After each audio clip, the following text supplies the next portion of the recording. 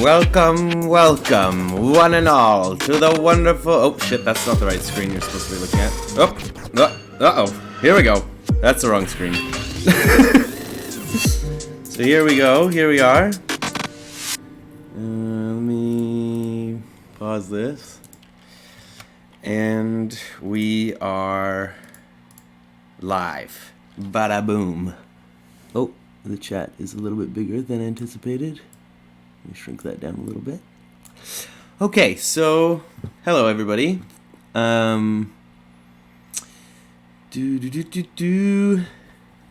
So today,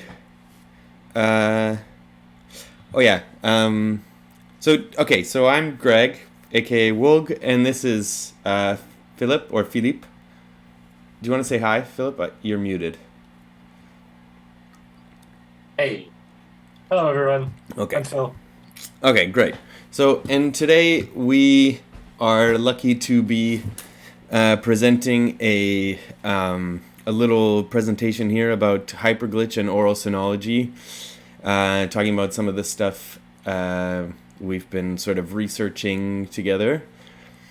And this is brought to you by Orbiting the Glitch, which is a wonderful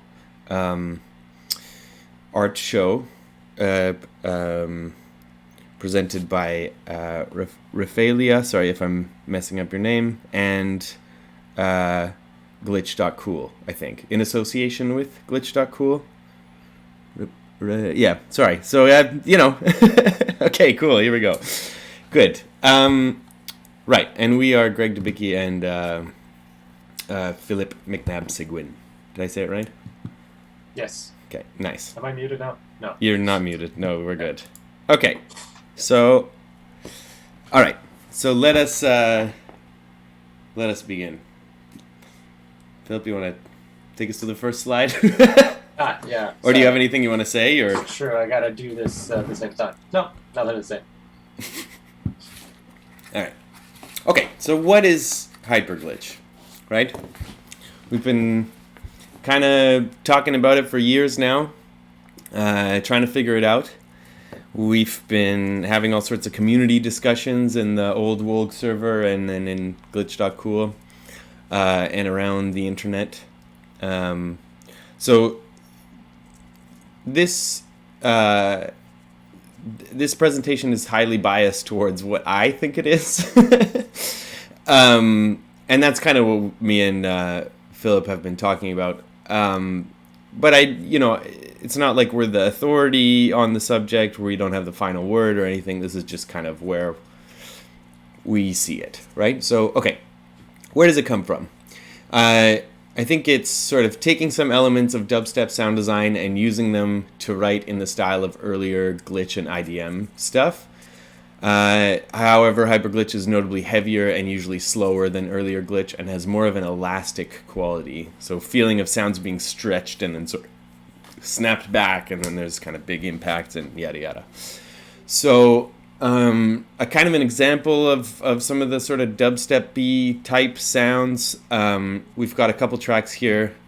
None of them are particularly like tracks that I was like, oh yeah, this is the one back in the day. But that's vaguely the sound that I think I remember from back in those days. Let's play the Liquid Stranger one, just for a couple bars here.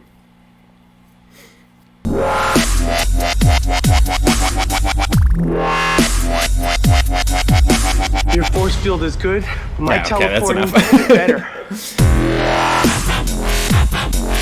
As you can stop it. Yeah. So you get the idea. And then in terms of glitch IDM sort of inspiration, to me, for example, stuff like Access to Arasaka and Subjects were both really inspiring, and especially the John Hopkins album Vessel. Other influences would be sort of Square Pusher from that. I don't remember what that album's called, but the one with Greenway's Trajectory on it. Oh, Go Plastic. And then Autechre Gantz graph also, I feel like, fits the bill as sort of the type of thing we're talking about here. We can hear like just a little bit of vessel. This, I think, has a lot of the sort of qualities that we're going to hear a little bit later in the more hyperglitchy type stuff. So let's hear a little snippet.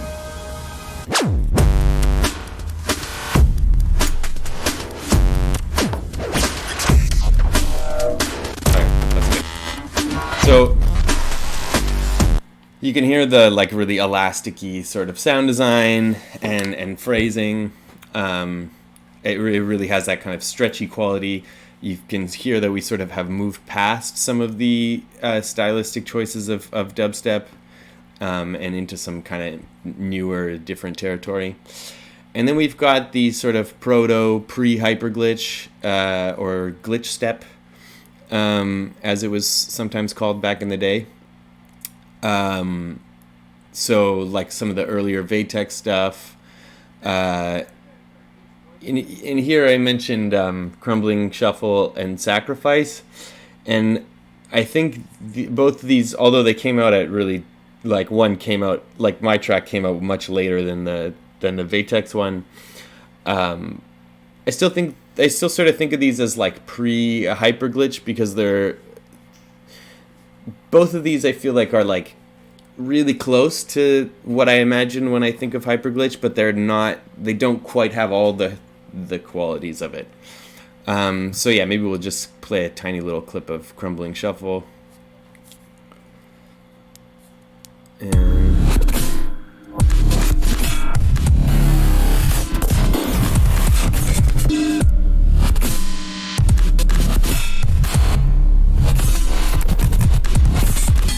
okay, so you can hear it's really like elasticy. We have a lot of this. It still sort of fits neatly into that dubstep sort of bow, bow, bow, bow, bow, bow, you know, like it still has that sort of grid to it. But yeah, that's but it definitely has that sort of flavor.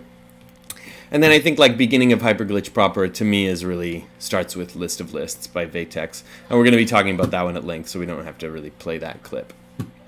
Okay, let's go to the next slide.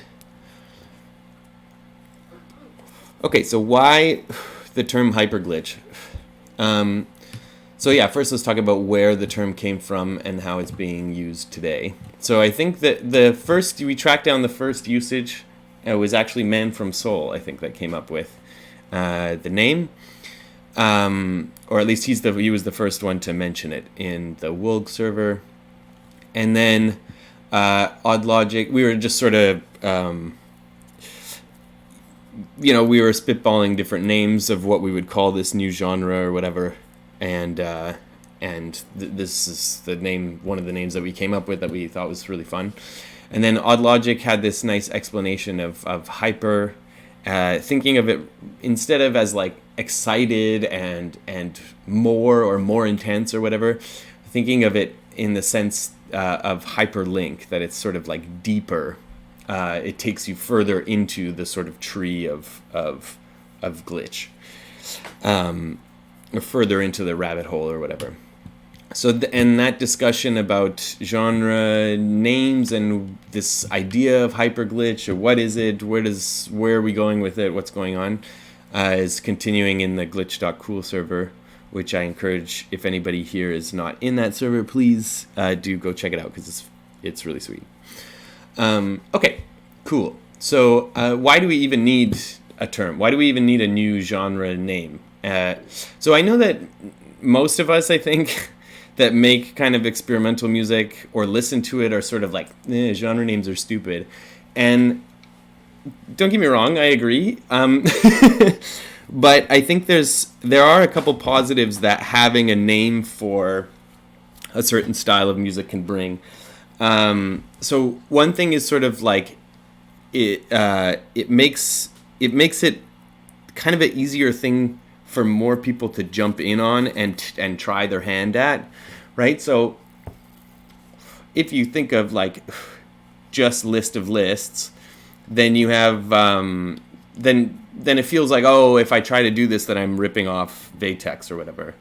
But as soon as we get a couple more people in the thing, then it sort of starts to snowball, and then we have more and more music that is the kind of music that we like, and there's all these different takes on it, and it kind of gets a little bit more interesting that way.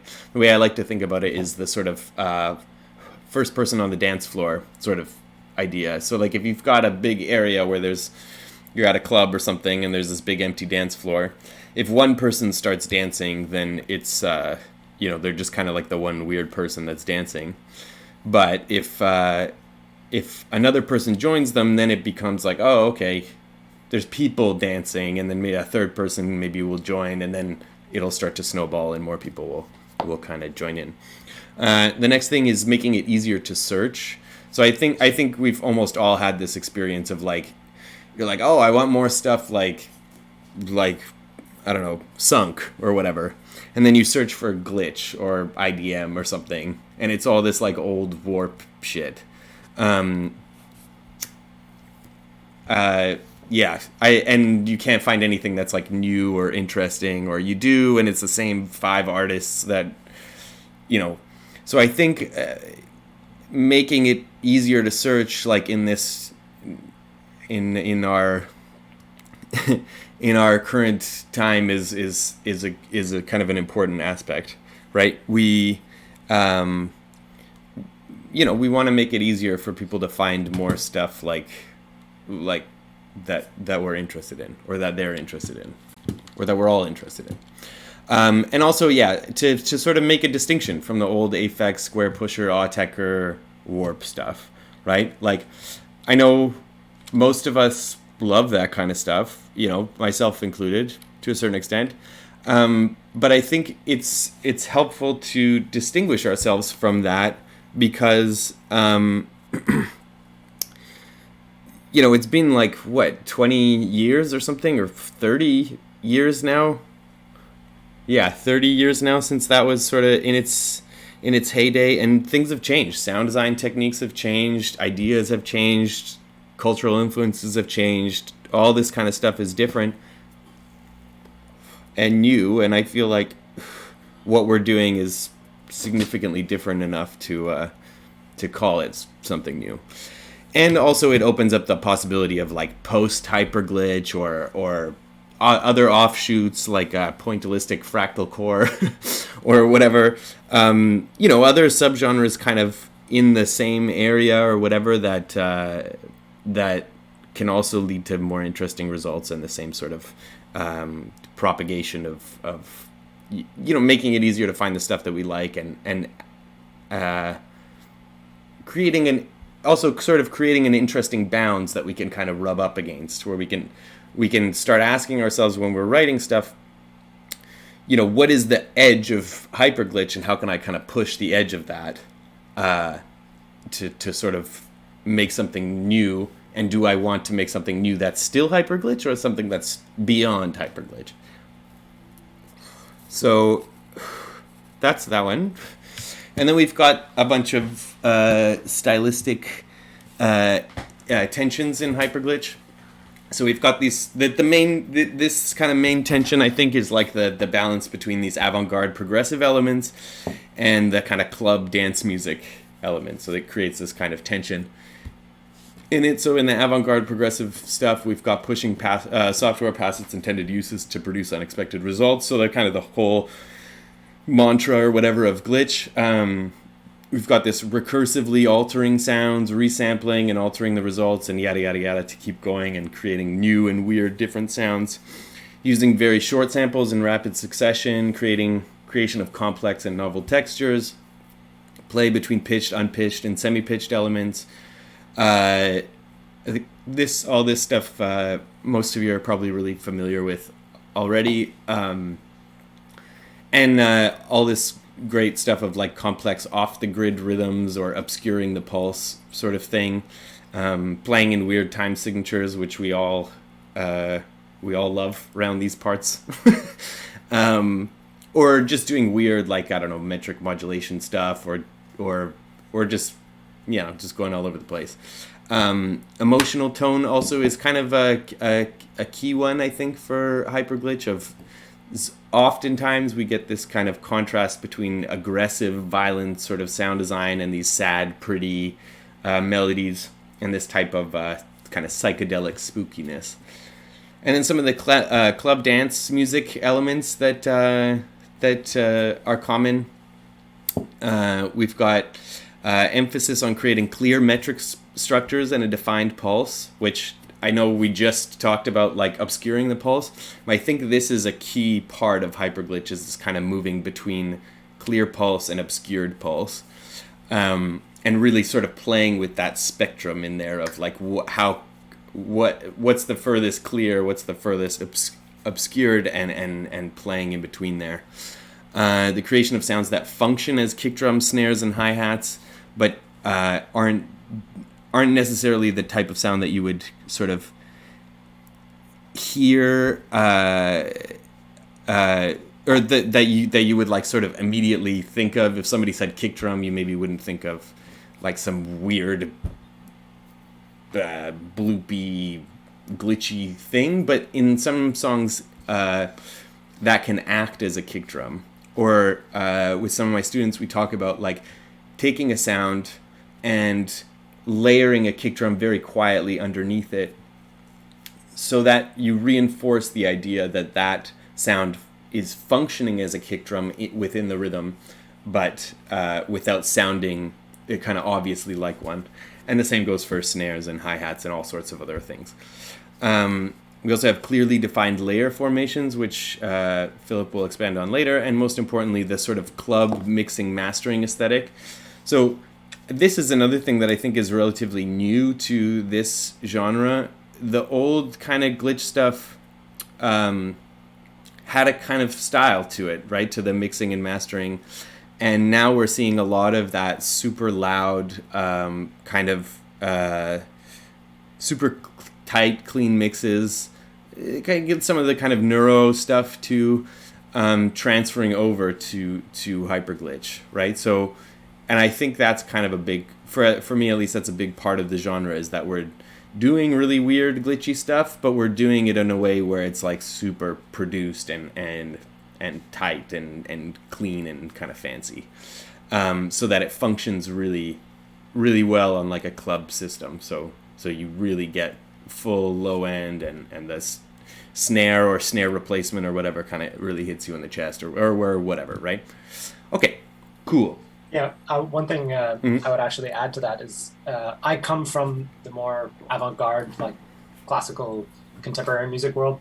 And to me, it's exactly the fact that there is this tension that makes this music so interesting, because you still get like the body, the energy, and also the kind of expectations of club or like EDM-ish music.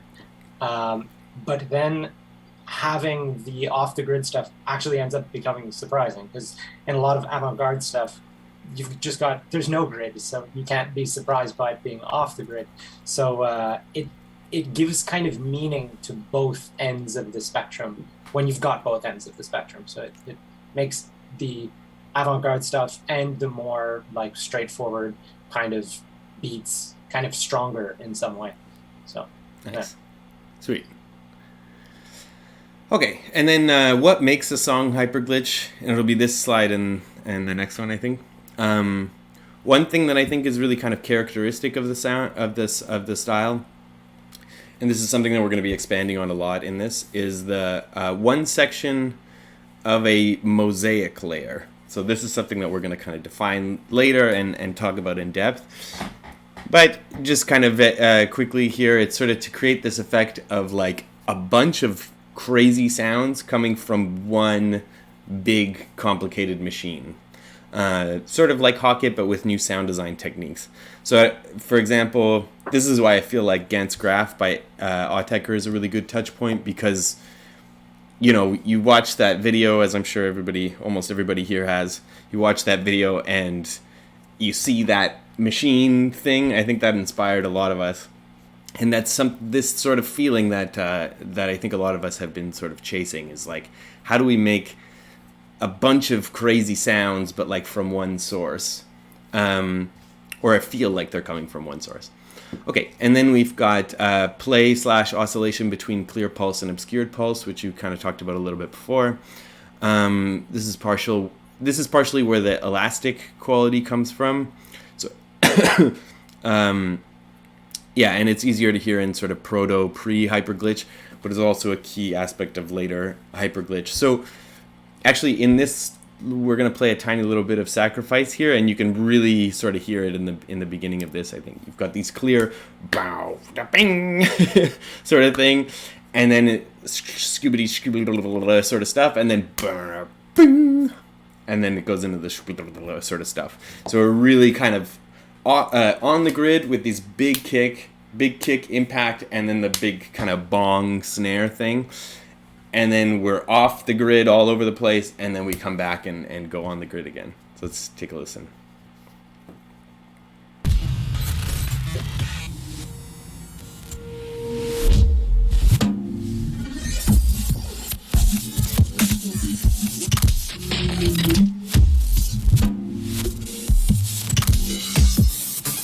Okay.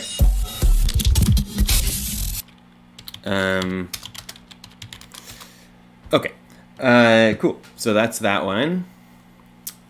And the rest of what makes a song hyperglitch. So yeah, some of the technical aspects. So created using processes that feature recursion and the concept of glitch, so breaking software, yada yada, to create unexpected results. So we've got stuff like that kind of, I don't know if you guys have seen me do this, but that sort of Edison granular scratchy kind of pipeline of like, you record something in Edison, maybe you scrub around in there by making little loops and changing the size of the loops and sort of clicking randomly while it's playing. You take that and you put it into granulator, and then you just play through it in the granular thing by changing the grain size and grain speed. And then you take the output of that and throw it into some sort of spectral stretcher, like for example Scratchy, or in the case of FL Studio, like those two other plugins are, you maybe would use Harmor or something like that. And then each step of the way we're spitting out the results and using them, and then taking the output from the last thing and putting it back into the top of the chain and going through it over and over again. The other thing that you can, like some other things just to sort of spitball and show you kind of to get an idea through example. So scrubbing the playhead in Ableton when you're like in unquantized launch mode. You can get all sort of kind of skippy, glitchy sort of sounds. We've got the sort of OTT super gain into a limiter dynamicron sort of thing, where you turn up the gain super loud and then you apply some sort of bit reduction, and then you put it into a limiter, and this brings up the noise floor, and you really get this nice kind of crackling texture as the sound disappears into the noise floor.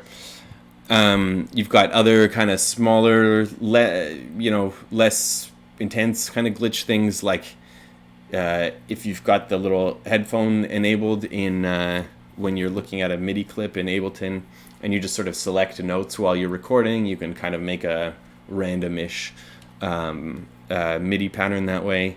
There's the age-old trick of opening random like DLL files or EXEs or whatever in Audacity and getting weird sounds out of it. And then we've got the little bit more involved stuff like FM feedback and sort of randomizing devices. So like making devices that, or I guess using devices that have those kind of characteristics. Those can also give some interesting sounds. But there's many more techniques. These are just some sort of examples to give you an idea of what we're talking about here, although you probably already know. Okay, next slide. Okay, and then I'm going to pass it off to Philip. And cool. So, basically we're going to be talking about two tracks really in depth. An older one, List of Lists, and one that is fresh off the production line here, Submission, that just came out in October. And we'll be looking at these from a perceptual lens. So we'll be looking at them not only from a perceptual lens, like not in terms of techniques or anything, but in terms of how we're hearing it. And we're going to be focusing on how the two songs play with layers and layer constellations. So I'll talk about what exactly that means pretty soon. Yeah, basically that's it. Seeing how that makes them hyperglitch. And to do that, we're going to be using an analytical method called Aural Sonology. So what is Aural Sonology? Aural Sonology was made by this guy, Lasse Thoresen. And Aural Sonology is an analytical method that aims to describe, transcribe, and analyze music as heard. So there's like a bunch to digest. It's without a score and independently of genre or style. So basically what that means is, if you guys are familiar with kind of traditional music analysis, normally you're analyzing a score. So you've got notes in front of you and you analyze, let's say, for example, the chord progressions. You say, this is the 1 chord in C major and this is a 5 chord or whatever. But you need some sort of paper or something visual to look at in the first place to analyze. And usually this is just traditional standard notation. So obviously you see where we're going with this. It's hard to analyze electronic music in this way, unless you transcribe it all, and then you're missing tons of information. Because obviously, if you transcribe HYPERGLITCH and just get the notes and rhythms, you're missing a lot. So this is a form of analysis where you're actually analyzing what you're hearing, not what's written on a page or anything like that. So it's actually subjective. Everyone's analysis can be completely different, and there's no right or wrong answer. It's just a way of describing what you hear. And you do this, of course, without a score. And the other thing that's great about this, which allows us to use this with HYPERGLITCH, is that it uses terms that are independent of genre or style. So say, for example, you can't really talk about all types of music in terms of major and minor chords and stuff like that. It just doesn't apply to some music. That applies to Western music. And you can't talk about Western music using the terminology of maqams. That's for Middle Eastern music. It just won't work. But in Aural Sonology, you try to, all of the terminology that we use is completely genre independent. So we'll talk about energy and energy fluctuation. I mean, even if there's no energy fluctuation in a piece of music, you can say, I'm not hearing any energy fluctuations in this. It's a term that's applicable to whatever you hear because it's at the basis of how we perceive. So that's why it's great for analyzing a new genre of music, because we don't have this terminology yet. So you want to have something that's kind of cross-stylistic. So it was developed over 40 plus years at the Norwegian Academy of Music by this guy, Lasse Thoresen, like I said. And basically, I'll give you a kind of idea of how it developed, because it gives you an idea of what the kind of attitude taken by Aural Sonology is. So for about 6 years, Lasse Thoresen and a bunch of his colleagues would get together and they would listen to a bunch of different styles of music, all sorts of recordings and things, and ask themselves, what patterns am I perceiving in this music? And which of these patterns are essential to musical understanding? Which patterns can be identified across stylistic borders? So say, for example, taking the energy example, you could say, I'm hearing a buildup at the beginning of the Rite of Spring. And you could say the same thing when you hear a riser in EDM music. You're hearing a buildup in both cases. So that's a pattern that you're identifying cross-stylistically. So that says something about how you perceive. And how can we not only perceive, but verbalize and symbolically notate these patterns that we're perceiving? So since 1981, courses in Aural Sonology have been part of the composition curriculum at the Norwegian Academy of Music. And students are always encouraged to discuss, suggest improvements, and contribute creatively to the project. So it's kind of an open system. And actually some of the terms that we're going to be using today, we kind of invented for the purposes of analyzing HYPERGLITCH. And that's kind of the cool thing about Aural Sonology, is that basically you're just trying to answer the question, how can I describe what I'm hearing? And if the symbols and stuff from Aural Sonology that already exist allow you to describe what you're hearing perfectly, then great. And if they don't, then you make up some sort of new symbol or a new term. So to give you an idea of kind of how it works, it might sound kind of fluffy to say, oh, describe what you're hearing in very vague terms, but it's really not. So it really goes into detail into how we perceive and divides our perception up into 3 what's called articulation levels. And these kind of correspond to memory systems. So at level 1, you're just describing sound objects. This is kind of from phenomenology. You bracket out everything else and just focus on individual sounds and not their relationships to each other. So you're bracketing out the relationships from the equation. You don't care about relationships between sounds, you just care about individual sounds. At level 2, you're describing relationships between sounds, and at level 3, you're describing kind of larger emergent patterns. So it's kind of like short-term or present-term memory, short-term memory and long-term memory. So at level 1, to go into a little more detail, this is kind of what electronic music artists are doing all the time. You'll listen to a little sound over and over again and try to get it just right. And when you're doing that, you'll be listening to different components of the sound. So you're doing this already. You listen to its intensity, its complexity, so whether it's pitched or unpitched, its brightness, its attack, sustain, decay, stuff like this, whether it has some sort of grain in it, gate, so that's like if there's a vibrato or something like that, basically how it's continuing, so on and so forth. So Aural Sonology has actually developed a way of notating individual sounds that we're going to see later, but in the context of this presentation, we're not going to describe this whole notation system. We're just going to, like, you'll see it and yeah, you'll get an idea of how cool it is. But you can go into that in more detail later. Anyway, so at level 2, this is kind of more traditional music theory stuff. So if you're talking about relationships in terms of pitch relationships, in terms of contour, then you're talking about melodic contour. If you're talking about timing relationships, then that's rhythm and meter. If you're talking about really harmonic relationships, then you're talking about harmony.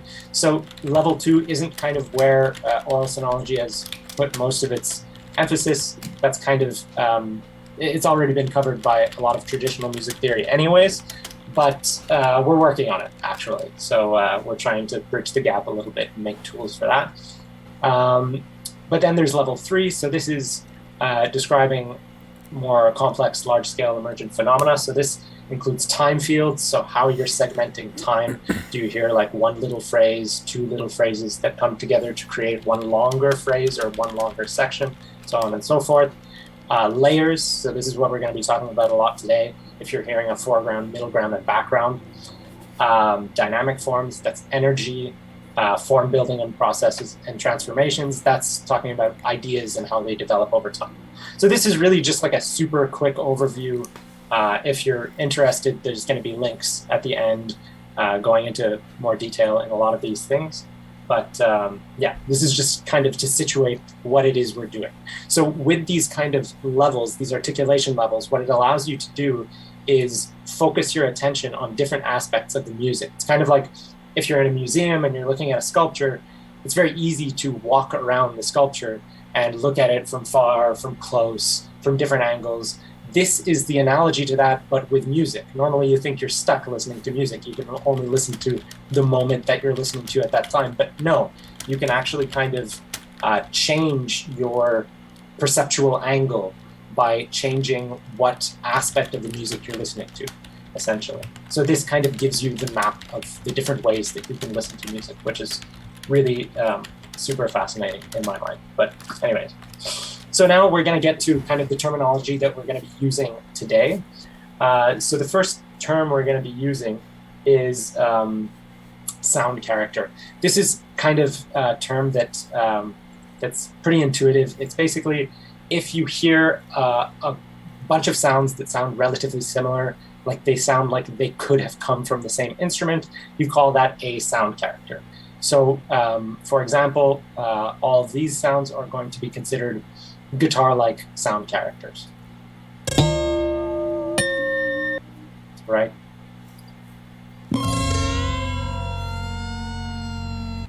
even though they're electronically manipulated, we're focusing on how you're perceiving it, not what's kind of producing the sounds. Then there's other sounds that can be kind of, you hear that it's kind of guitar-like, but not quite. So you could say that they're close to the guitar-like sound character, but of course these aren't like fixed boundaries. When we're talking about a sound character, we can say that something is more or less like that sound character.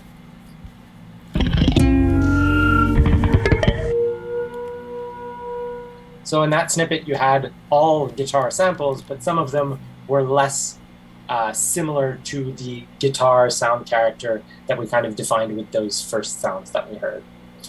So it's not about what's producing the sound, it's about how similar the sounds are.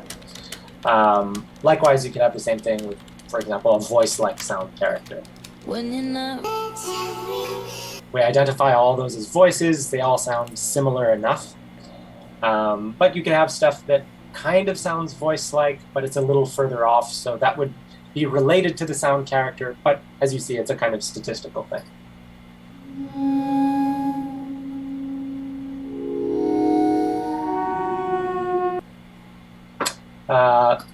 So basically, these groupings are based on perception and not necessarily source material. If you have a bunch of these sounds, one after the other, they might form a layer, they might not, but that's something we're going to talk about in more detail later. So the next kind of set of terminology that we're going to be using is the terminology for layer analysis. So basically, this is talking about when we hear something, we hear a kind of spontaneously, we'll hear a foreground, middle ground, or background, sometimes anyways. So when we hear that, we can just draw an F to show that something is a foreground, an M to show that it's a middle ground, and a B to show that it's a background. So I'll just open up an example of that and see if you can actually hear it. Gotta test this. This one. So, do you hear something? Yep. Yeah.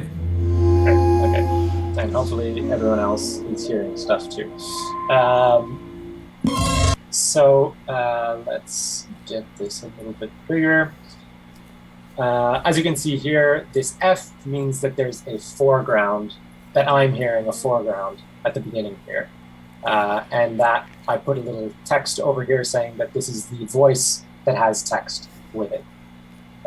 So if we just play it from there.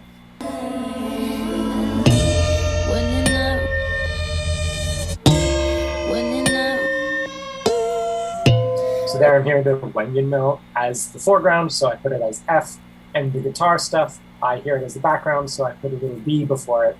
And then there's a kind of continuation line there saying the foreground continues for this amount of time. I think it's relatively intuitive. And then after I hear a middle ground, so I put a little M there. Then you can describe that layer as being thick or very thin or something in between. So for example, if you had just a single singer singing a line, you would say that's a very thin layer. Whereas something that takes up a very large frequency spectrum, so for example, an entire orchestra playing from the bottom note of the orchestra to the top would be very wide and would show kind of these longer, it's kind of more lines to just show that it's wider. It's basically demonstrating how much frequency space it's taking up, right? Ample. So, width. amples, yes. We've got the ample one. And I'll show you an ample one. Well, here in the middle, there's an ample one, but that's a little bit more confusing. We're going to leave that for later. Confusing ample. Let's get to a more normal ample. This one. So, for example, here at the end, we've got, I'm hearing a foreground, which is thin. It's just one voice singing something. Then a middle ground, which takes up kind of more frequency space because it's kind of the entire percussive section that I'm considering the middle ground. And a slightly wide but not super wide background, which is other pitched elements and stuff like that. So just listen to that. Baby, just come on. Baby, just come. Baby, just come on. Baby, just come. So there are all of the percussive elements I would consider part of this middle ground. It takes up more frequency space because it ranges from the bass all the way up to the stuff. So I put it wider. Pretty straightforward. And then there's a few other kind of like aspects of the notation that are still relatively intuitive, but worth mentioning. So articulation. This is whether a layer is continuous or discontinuous. So for example, at the end here, we have the foreground, the voice isn't constantly singing. So you show that it's discontinuous just by putting a kind of dotted line to show that it's there sometimes, and then sometimes it's not. So no voice for this part. That's why I put it dotted line. And now it's back.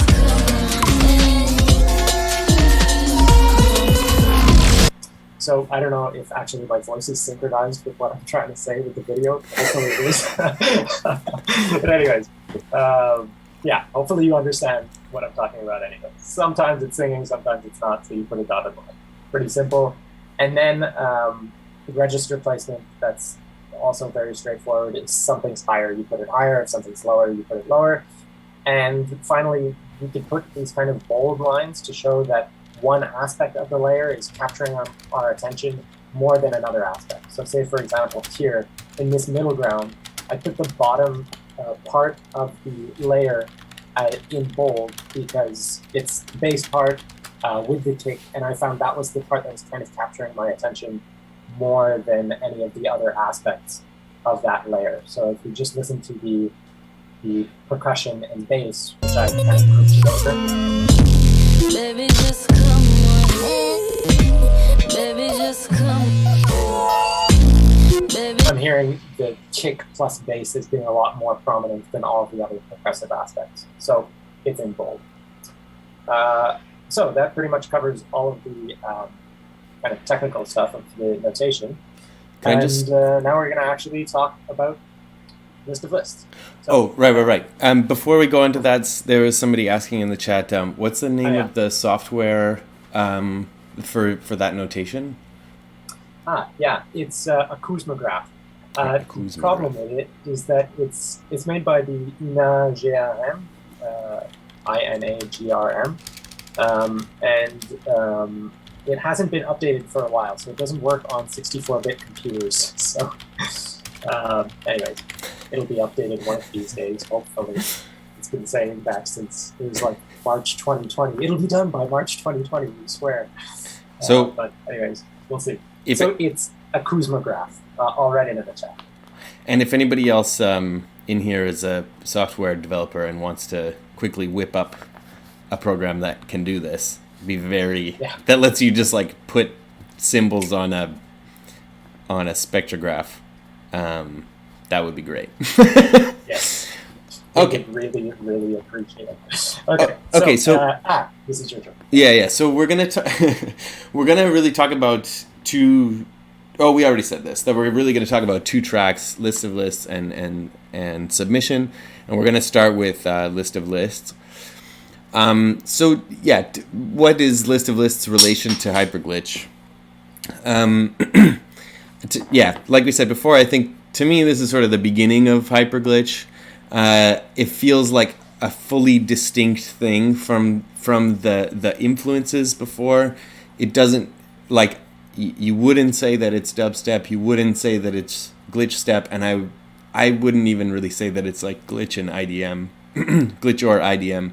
This feels like a totally new thing. At least to me it does.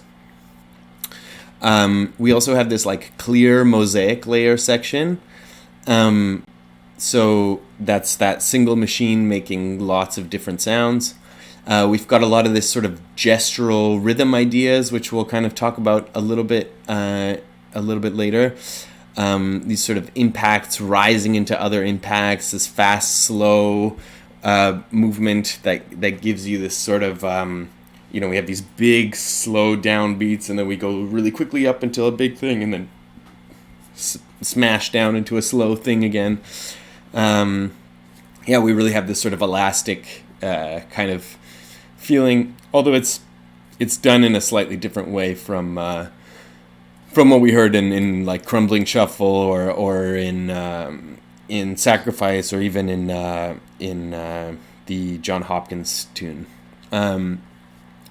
And there's tons of these new sound design techniques like the Dynamicron, which actually somebody asked about in the chat, so I guess I might as well explain it quickly now. So the Dynamicron is this thing that Vatex Rob Clouth made in whatever that patching environment was in FL Studio back in the day.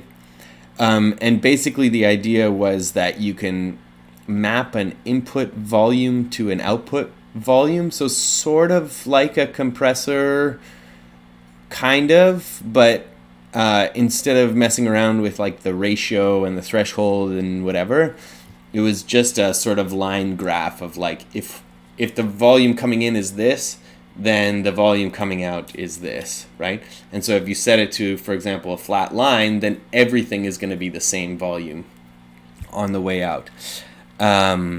And so, yeah, there's lots of... the cool thing that it does, or a way of sort of approximating this, is if you just take... if you boost your signal really, really loud into a limiter, especially a limiter that doesn't clip, like the Ableton stock one, and then right before the limiter you put some sort of... what's it called? Bit depth reduction sort of thing, so that you can hear things kind of crackling into the noise floor a little bit more clearly.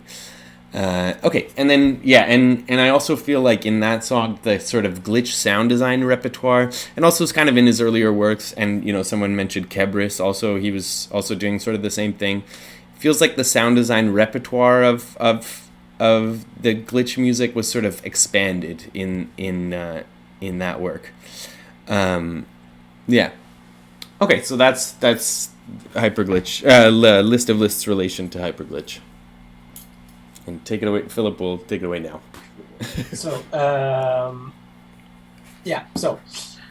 One symbol that I actually forgot to mention is just this L thing at the beginning that you see. So if you've only got one layer, there's no foreground, middle ground, or background, so you just put an L. So we're going to be seeing this a lot because this is the mosaic layer thing, is going to be using this L symbol, because we don't hear really a foreground, middle ground, or background. It's just a single layer that we're hearing. This one machine that makes a whole bunch of sounds, right? So in List of Lists, just a kind of super overview of what happens over the course of almost 8 minutes of music, we kind of go from a single layer that has a whole bunch of short sounds. That's what this first symbol is here, that aren't really overlapping very much, which slowly transforms to each of these sounds start to get a little bit longer, and each of the phrases start to get a little bit longer, and you start having more overlapping of sounds and kind of differentiation, local differentiations of foreground and background, but not really two different layers yet. And this kind of continues over the course of the first 4 minutes until you get an actual background element, which is this kind of pad that comes in at some point.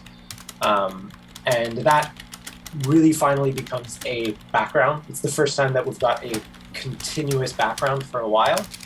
And then at the end of the track, we kind of have this arrival point where we have a really clear foreground, middle ground, and background.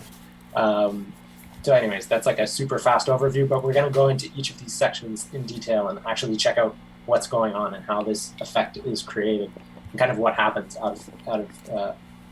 formally out of the course of the tune.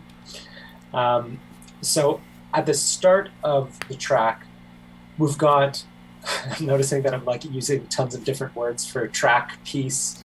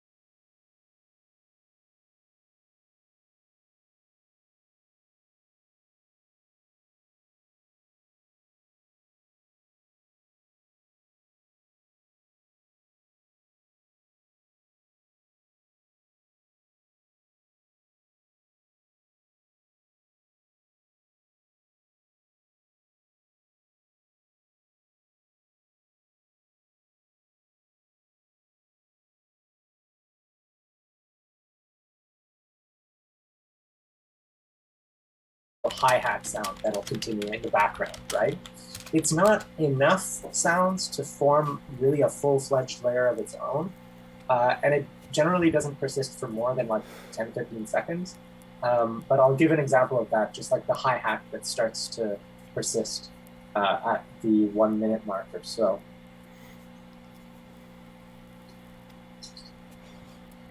So that creates a little bit more continuity as we go along.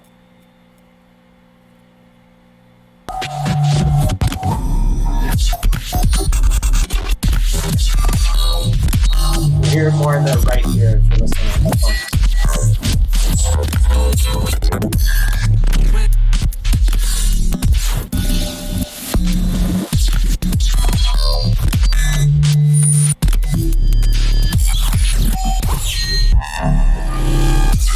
So it's not much, but you've got at least something persisting, right? He's slowly introducing the idea that there can be something, some sort of continuity, right? But it's very slight at the beginning, just a little high, right? Then slowly but surely, certain sound characters start to be developed more continuously. They're repeated at shorter intervals, and they kind of start to take on little melodic lines and stuff like this. So I'll play an example from 3:13 of that.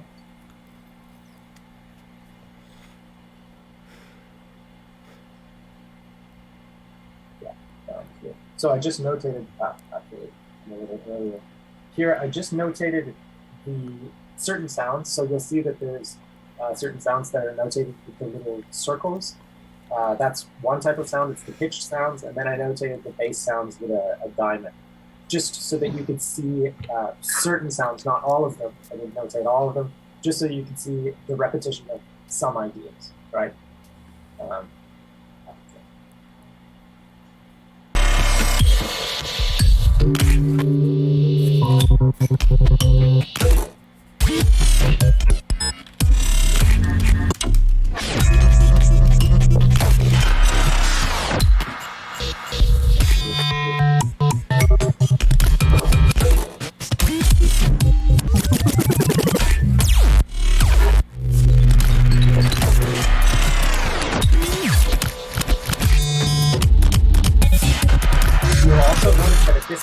Start having sounds that are persisting while other sounds start to play on top of it, right? So say, for example, that last little part.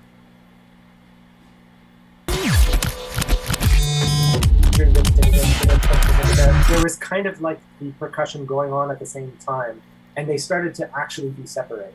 It's still not enough for you to be able to say, oh, it's like a melody and clear layers. It still kind of sounds like one big machine, but now there's a little bit more subtle differentiation. So it's actually, he does it very slowly and very progressively over time. It's pretty interesting. This is one of the things that always struck me about this track, is how you start with this like very kind of tight sounds, and then slowly some of the sounds last a little bit longer, or some of the little patterns continue or whatever. It's really interesting, and you can, and when you're notating it with this stuff, you can really kind of clearly see those things. It's really cool. Yeah, and it's what's cool about it is it sounds really somehow very free and very like kind of like a stream of consciousness, but it's also very controlled under the surface. You know, it's just a very slow increase of differentiation over time. It's pretty well done. Yeah, there's this kind of interesting kind of I want to say like oxymoron with this stuff, where it's like it sounds really stream of consciousness, but it's because so much work went into meticulously going through and kind of making these things happen in a precise amount of time and stuff. And the same thing with the same sort of oxymoron with the big machine thing, where it sounds like it's all coming from one machine, but it's actually because you have so many different little sounds that are very different, and it's like that difference that creates this sort of like homogeneity that makes it feel like it's coming from one source. It's very strange, like counterintuitive, both of those aspects. I think there's a term for this. It's like catabolism or something. When something is so extreme in one direction that it becomes its opposite. I think it's catabolism. I'm not sure. Anyways. But yeah, it's like you've got so many different sounds that it becomes one machine, you know? So many machines that it's just one. Anyways, so now coming to around the middle of the track, as I mentioned earlier, at some point there's a pad sound that comes into the mix and kind of finally becomes a continuous background. So I'll just play that section.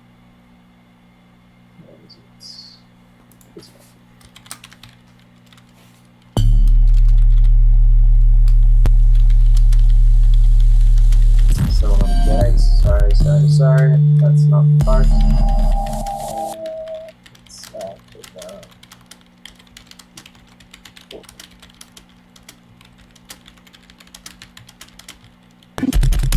So it's still just one big machine here.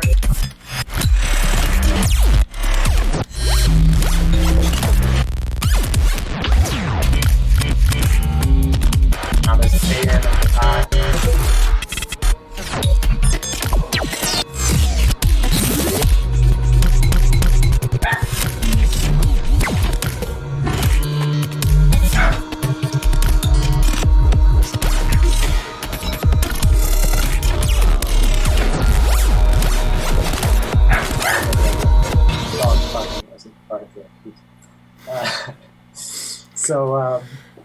So finally a background, right? There's not a whole lot more to say about that. We get this kind of breakdown section where you just have these pads and a kind of arpeggiation going for a little while. And this is followed by finally the first time that we get a clear foreground, middle ground, background. So I'll just play that moment where we go from this spinning kind of thing to clear, differentiated foreground, middle ground, and background. That's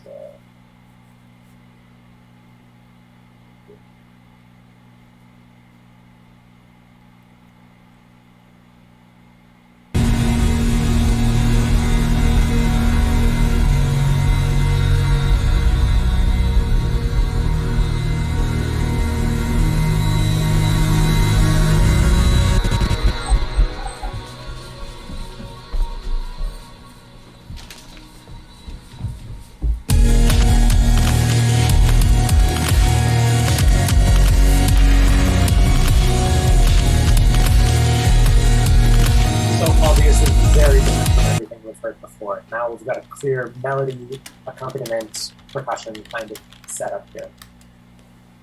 And to me, what's interesting about this is it sounds like a resolution. And normally, classical music, you're thinking about resolutions in terms of harmony. But here it's a layer resolution, which is not something that I've seen in any other kind of music. So that's pretty interesting. You hear that, folks? We're doing something new. Yeah.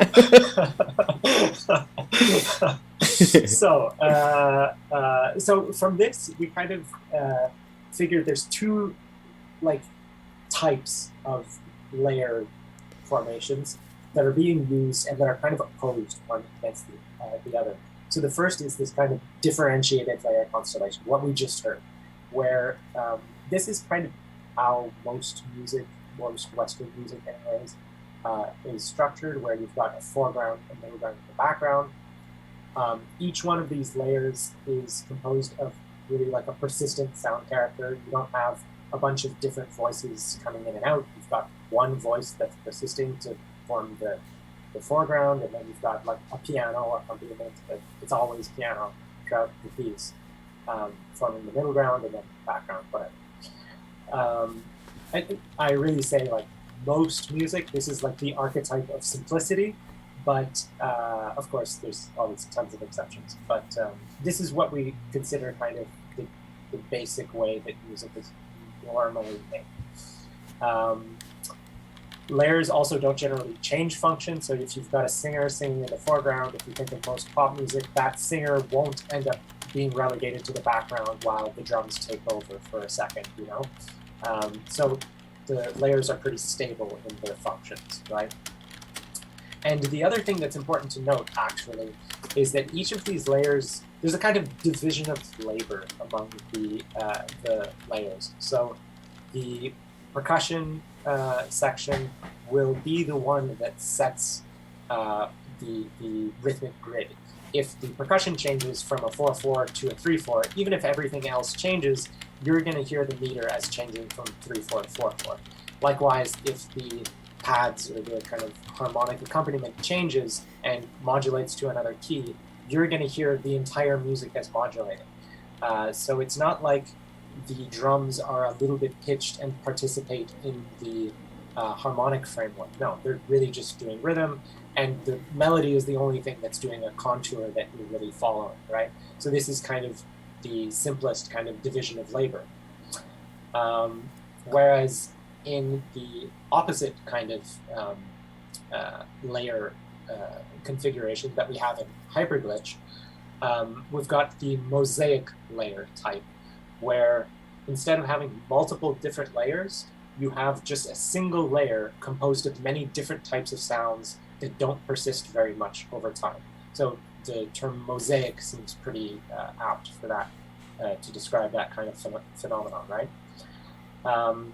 So sound characters don't really persist, or they transform so much that it's hard to link them to a common identity. Because there's no persistent sound characters, it's not possible to create persistent layer functions, let alone make them complementary. So by complementary, I mean you can't have one thing that's taking over all of the rhythmic functions because you don't have a one thing to point to. Instead, there is a form of coherence that happens, right? It's not just a bunch of random sounds. But that coherence happens because of, first of all, hocketing. You don't have a whole bunch of sounds happening at the same time. You're generally switching between sounds, right? It would be way too much information if there are a bunch of different sounds happening all at once. Even though it sounds like there's a ton of information, usually there's just one or two things happening at the same time in these mosaic layer sections. The other thing is that they usually follow a somewhat consistent rhythmic grid. Of course, the fun part is deviating from it, coming back to it, and obscuring it and stuff sometimes. But the more consistent the grid, the easier it is to hear the relationships between all these things and go, oh, this is like a consistent whole. It's not just a jumbled mess, right? And the other thing that's important is that there are these sort of short-term directionalities. So there would be like a build-up towards something, like, you know, down to a kick or whatever. So there are these short-term gestures, energetic directionalities, and stuff like that. Put in brackets here the micromontage technique, which is I don't know if it's taken from avant-garde music, I think, but I think, Greg, you've used this term probably before to talk about stuff. Oh, I like that term. Yeah. Nice one. So just to summarize, in the Vatex track in List of Lists, you've got at first a single mosaic layer that separates into multiple layers, and what happens is that this differentiation between types of layers ends up becoming what creates the two distinct sections in the piece. I wrote show basic time field analysis here. I don't know, we're not going to get into that, don't worry. But the transformation of the layer constellations is really, really important in determining how the energy in the track, that's what I mean by dynamic form here, kind of progresses. At first, you've got all these short sounds, and then the increasing continuity of them gives this forward momentum to the track. So that's a really important thing to note. And also at the very end, when you've got this foreground, middle ground, background, this clarity that happens all of a sudden, it is kind of like a goal attainment, like, we've arrived at the thing, right? Why do I have a maybe here? This should have been cleaned up. Anyways. I don't know, maybe mention how the breakdown and rebuilding of sound characters. Maybe I will. Maybe I won't. Maybe I won't. It kind of, what I meant to say here was just the movement from unclear to clear meter kind of follows along with the layers going from totally pointillistic and mosaic-like to more differentiated. So it becomes more and more metrically clear as it goes along. That's what metrical endosemantics means. Anyways, so this is kind of the overall thing that we already saw. It goes from mosaic to slightly differentiated, and then bango, fully differentiated, and a kind of resolution into this foreground, middle ground, background. So now moving on to submission. Okay.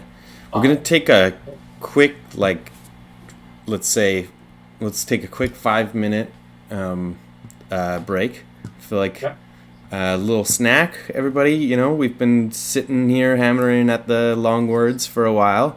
So everybody get a snack. Eat a banana if you're into that sort of thing. And then come back here in not even 5 minutes. Let's say it's 4:27 now. Let's meet back here at 4:30. So in 3 minutes, okay. And I'll play a little bit of background music while we do this. Philip, remember to mute yourself because you're on the same channel as the music. Okay, meet back here in 3 minutes.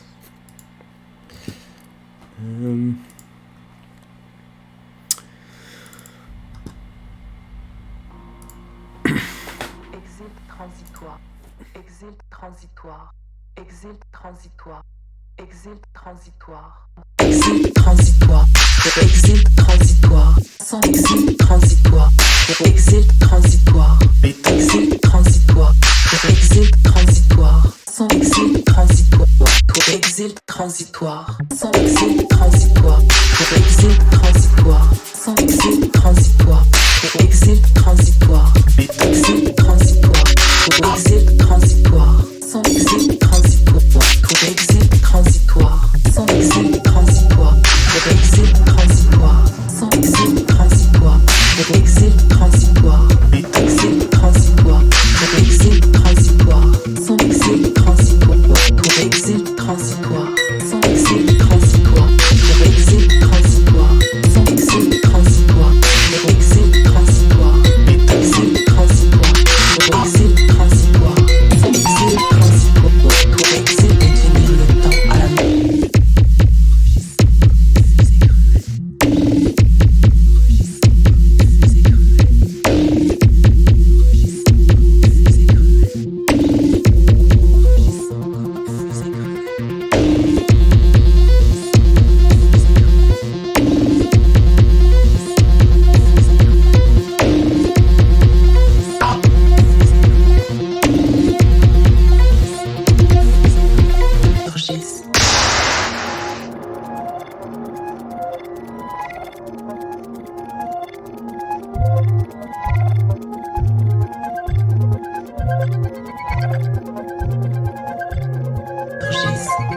Rugissant comme une fusée cruelle, rugissant comme une fusée cruelle, rugissant comme une fusée cruelle, rugissant comme une fusée cruelle,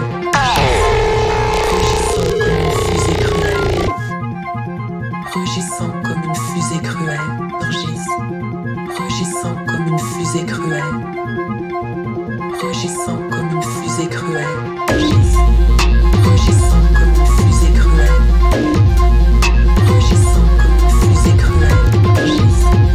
rugissant comme une fusée cruelle, rugissant comme une fusée cruelle, comme une fusée cruelle, rugissant comme une fusée cruelle, rugissant comme une fusée cruelle, rugissant comme une fusée cruelle,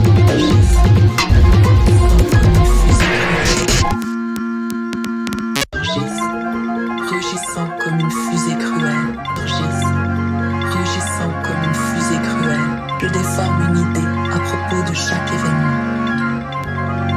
Après l'avoir cuisiné dans la sauce, le tout se je déforme une idée à propos de chaque événement.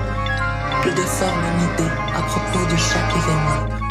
Je déforme une idée à propos de chaque événement. Je déforme une idée à propos de chaque événement. Rugissant comme une fusée cruelle. Rugissant comme une fusée cruelle. Je déforme une idée à propos de chaque événement. Après l'avoir cuisiné dans la sauce, le tout se je déforme une idée à propos de chaque événement.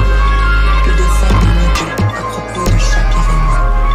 Je déforme une idée à propos de chaque événement. Je déforme une idée à propos de chaque événement.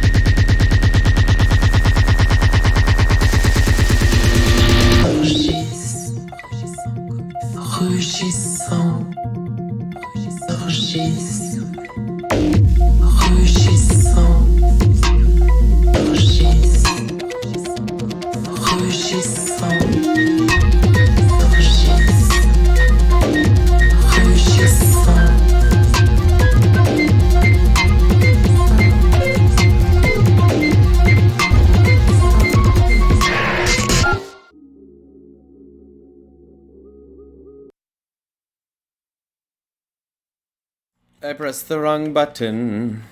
That's okay. Okay, here we... No, that's the wrong one still. Here we go. And we're back. Okay, so... welcome back. I hope you've had a chance to have a little snack. And refresh your brain a little bit. We're going right back into it. Okay, so... now we're going to talk about submission. And what is its relation to HYPERGLITCH? So this is, we're coming up on 10 years since the release of List of Lists, right? I think that's, very soon.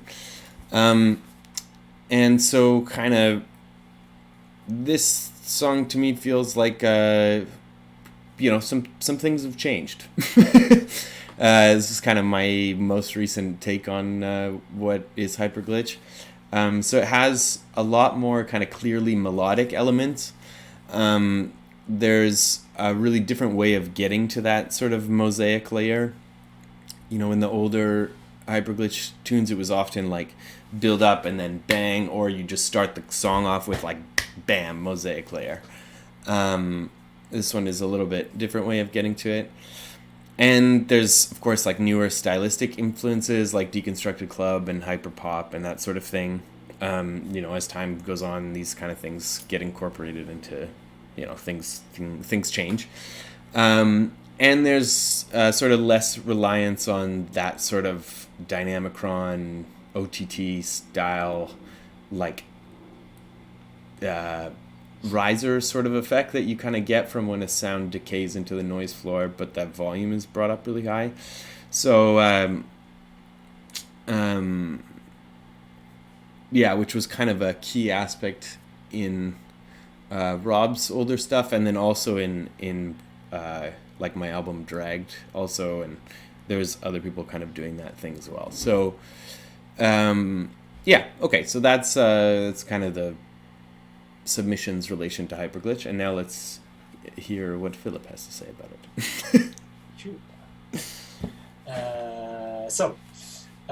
This is the kind of overall form of the thing in terms of just the layer analysis.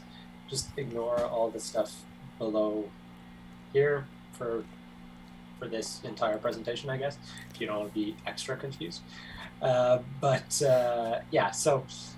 Instead of starting off as this mosaic layer single machine kind of thing and then differentiating over time, instead we kind of play in the gray areas between the mosaic layer and differentiated layers.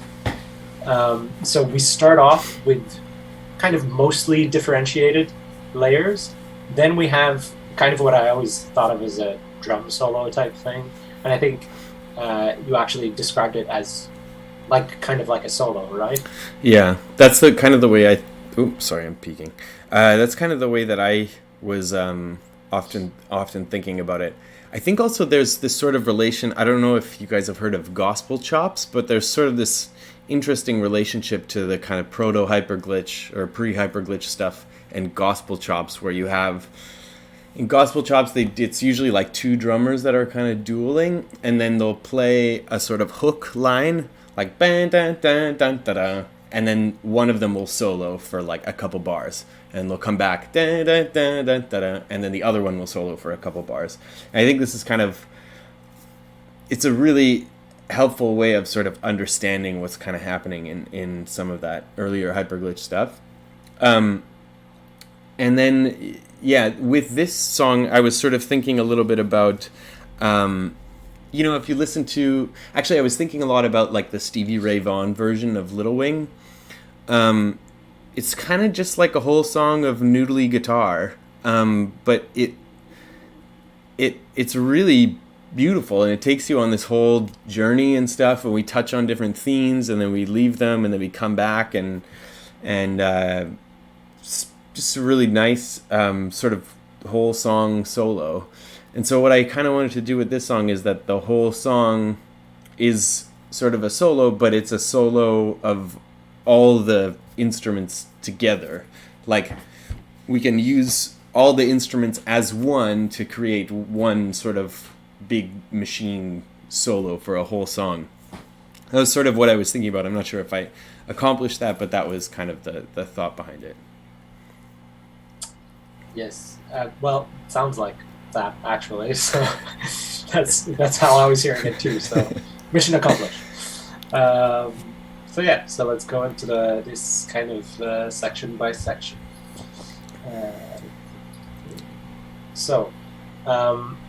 At the beginning, we've got, I say partially differentiated layer constellations because there's a kind of overlap between the layers often.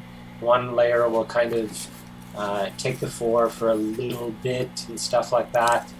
But essentially you still have background, foreground, and continuous sound characters. You've got like a guitar-like sound character, and the voice sound character, and kind of percussive and bass sound characters. And they are pretty well differentiated, but there's always like little sounds that form part of this kind of mosaic thing that pop out for a second, and so it's a little more elastic, right?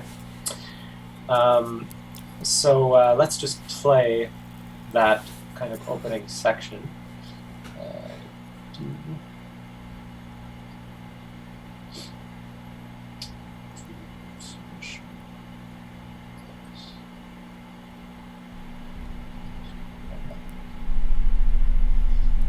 And we'll take it from, not there, but from the 42nd mark. So starting here. We've got a kind of guitar that functions as the background. Not right now, because there's no foreground yet, but foreground.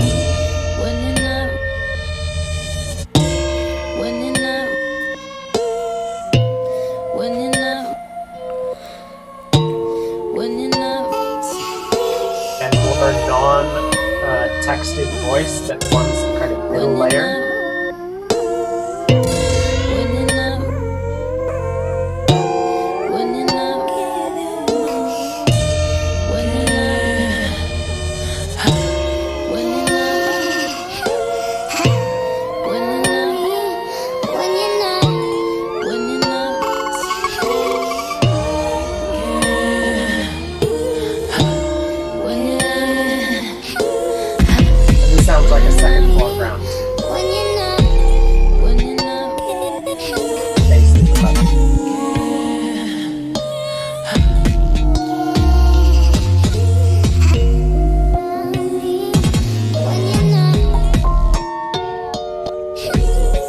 So it's mostly, you can think of it as foreground, middle ground, background, but you've got some overlap and stuff.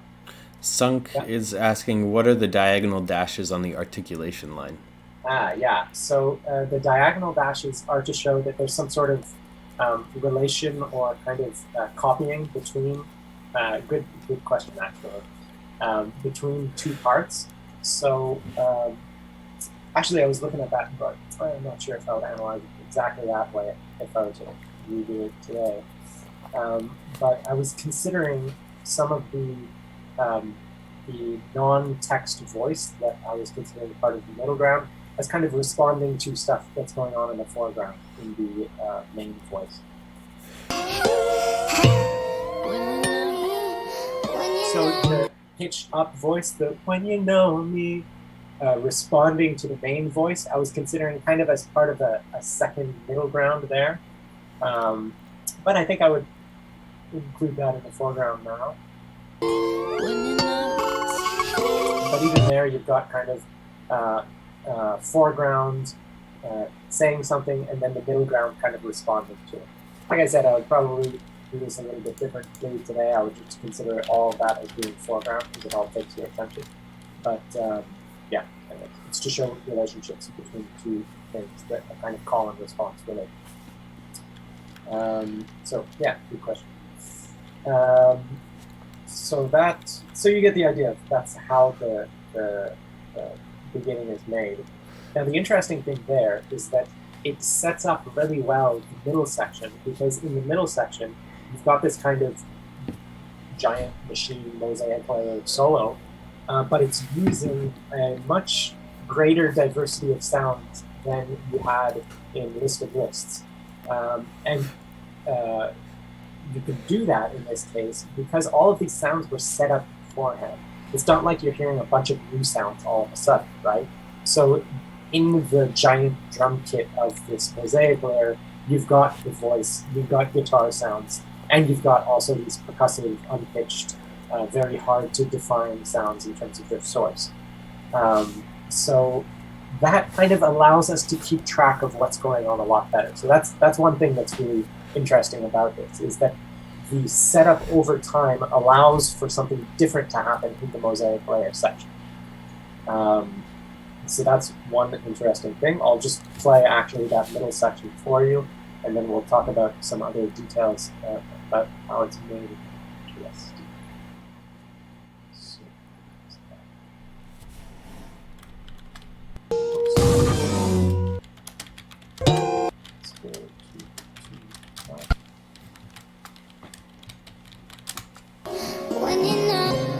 So here's where the mosaic layer starts.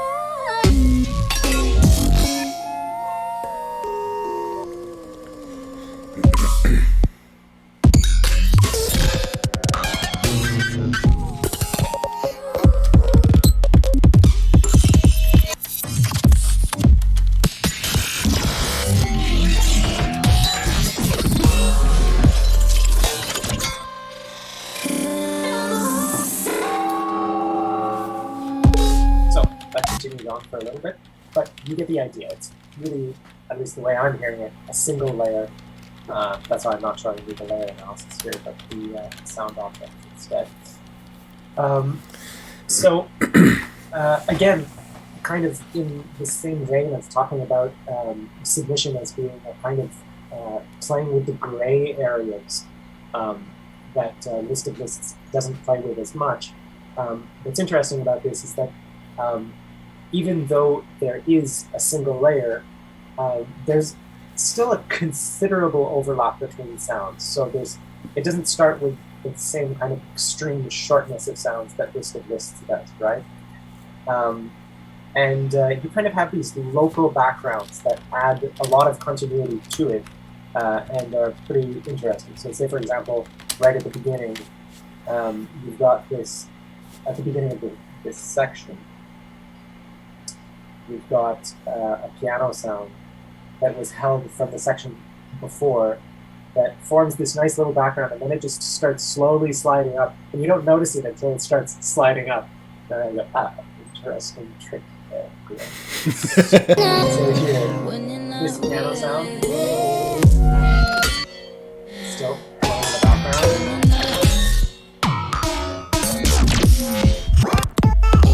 It's like a little subtle trick that just allows things to be glued together, but just by having this very subtle background for just this one moment, it actually is pretty interesting. So another thing that's interesting here that's going on in terms of this kind of pocket, thinking in terms of pocket, is that since there are a lot more pitched elements than there are in list of lists, it allows completely different sounds to be related just in terms of their pitch contour, and even if they're jumping around between octaves. So right here, there's a good moment of that where you've got this descending voice goes and then I forget what the pitches are. We'll play it and then I'll maybe sing the right pitches after. And so these two sounds kind of follow one another, and I hear them as being kind of related, kind of forming one melody. And then you've got another sound glissing up, a kind of bell-like or distorted sound, and then a longer one at the end. So it creates this kind of longer melody out of these completely different sounds so it's kind of like halfway between having a continuous thing and having completely different things. So it's really, when we talk about a mosaic, it really works well in that sense, because you've got continuity among completely different elements.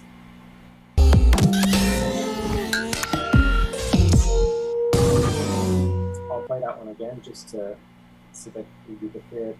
You might not hear it on the first try, but anyways. So it's the hey, and then it's those notes that are kind of pocketing between each other. Just get the spot again.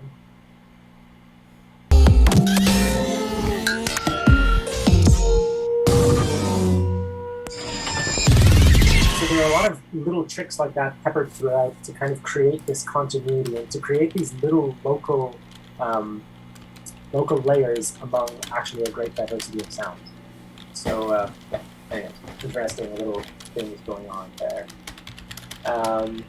Now, what's interesting about the way that this track ends in comparison to List of Lists is that, to me, I'm still hearing the foreground, middle ground, background thing, the differentiated layer constellation, as being a kind of arrival point. It still functions as this kind of arrival, but whereas in List of Lists there was this kind of clear arrival point that felt like goal attained, like bang, it's kind of done, right? In this one, it's a kind of more subtle. Not that List of Lists isn't subtle, but this one there's a kind of what we call in the jargon of Aural Sonology, rather than French, but I don't know, blunted goal attainment. So you've got kind of the feeling that some sort of arrival happens, but other aspects of the music don't feel like they're completely settled yet. So, for example, when we finally arrive at the differentiated, foreground, middle ground, background, here I'll just get the layers analysis up. Rhythmically, it feels like we're kind of just starting on a new kind of progression. So I'll go to here.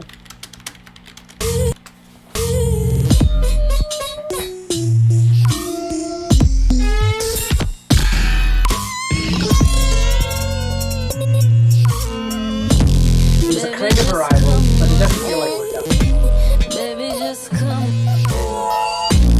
Baby, just come on in. Baby, just come. If anything, it feels like an arrival only to build up a little bit right there. Baby, just come on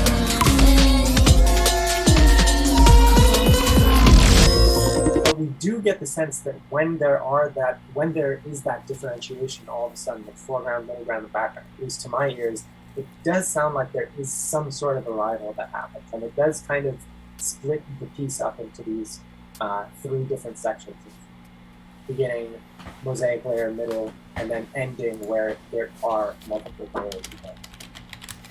Philip, can you turn the audio down a touch on the player? That way we can hear you a bit better while you're talking.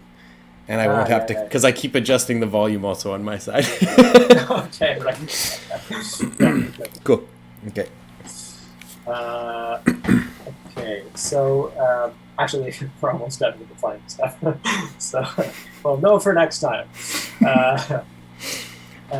So, like I said, rather than having a real sense of like unitary kind of arrival at that moment, like we get in listed lists, to me, what's interesting, and also what's interesting about this in the context of the album as a whole, is that you kind of get this slow sinking or settling into the arrival point and to this separation of layers that never really seems fully resolved. And that I find really nice for a first track on the album, because then you get this sense that things must continue from here on.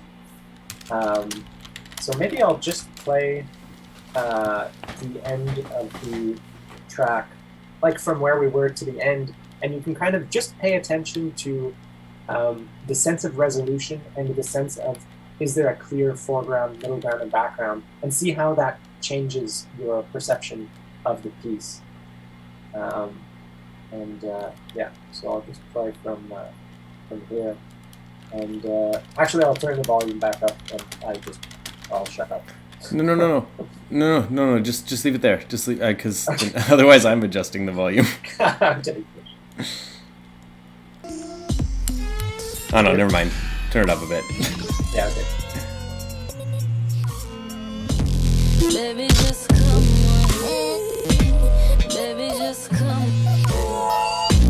Baby, just come on. Baby, just come.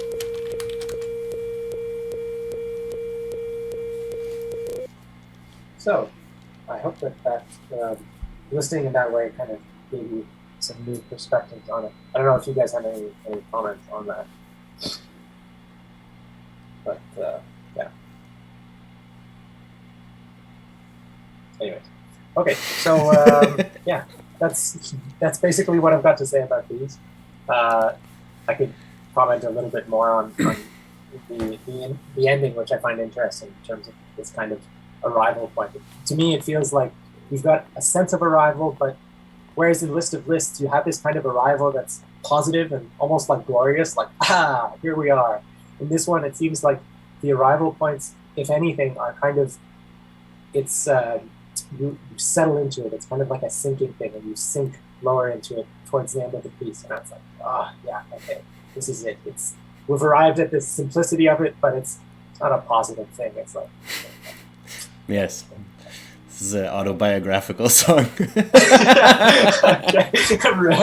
I'm the psychologist at the table analyzing your drawings, you know.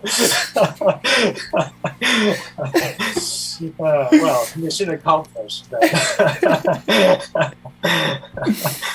Anyways, so without getting too much into the Woldgian universe of psychology, just comparing the two songs I find is interesting, because this is all stuff that we've mentioned probably a few times by now. We've always been comparing the two in order to highlight what's interesting about them. But in List of Lists, we've got a really clear kind of exposition of the two opposites of the mosaic layer thing, and like hard cut to its total opposite. Whereas Submission is kind of this gray area thing, right? And all this stuff I've already mentioned about having tiny moments of layer differentiation within the mosaic layers, etc.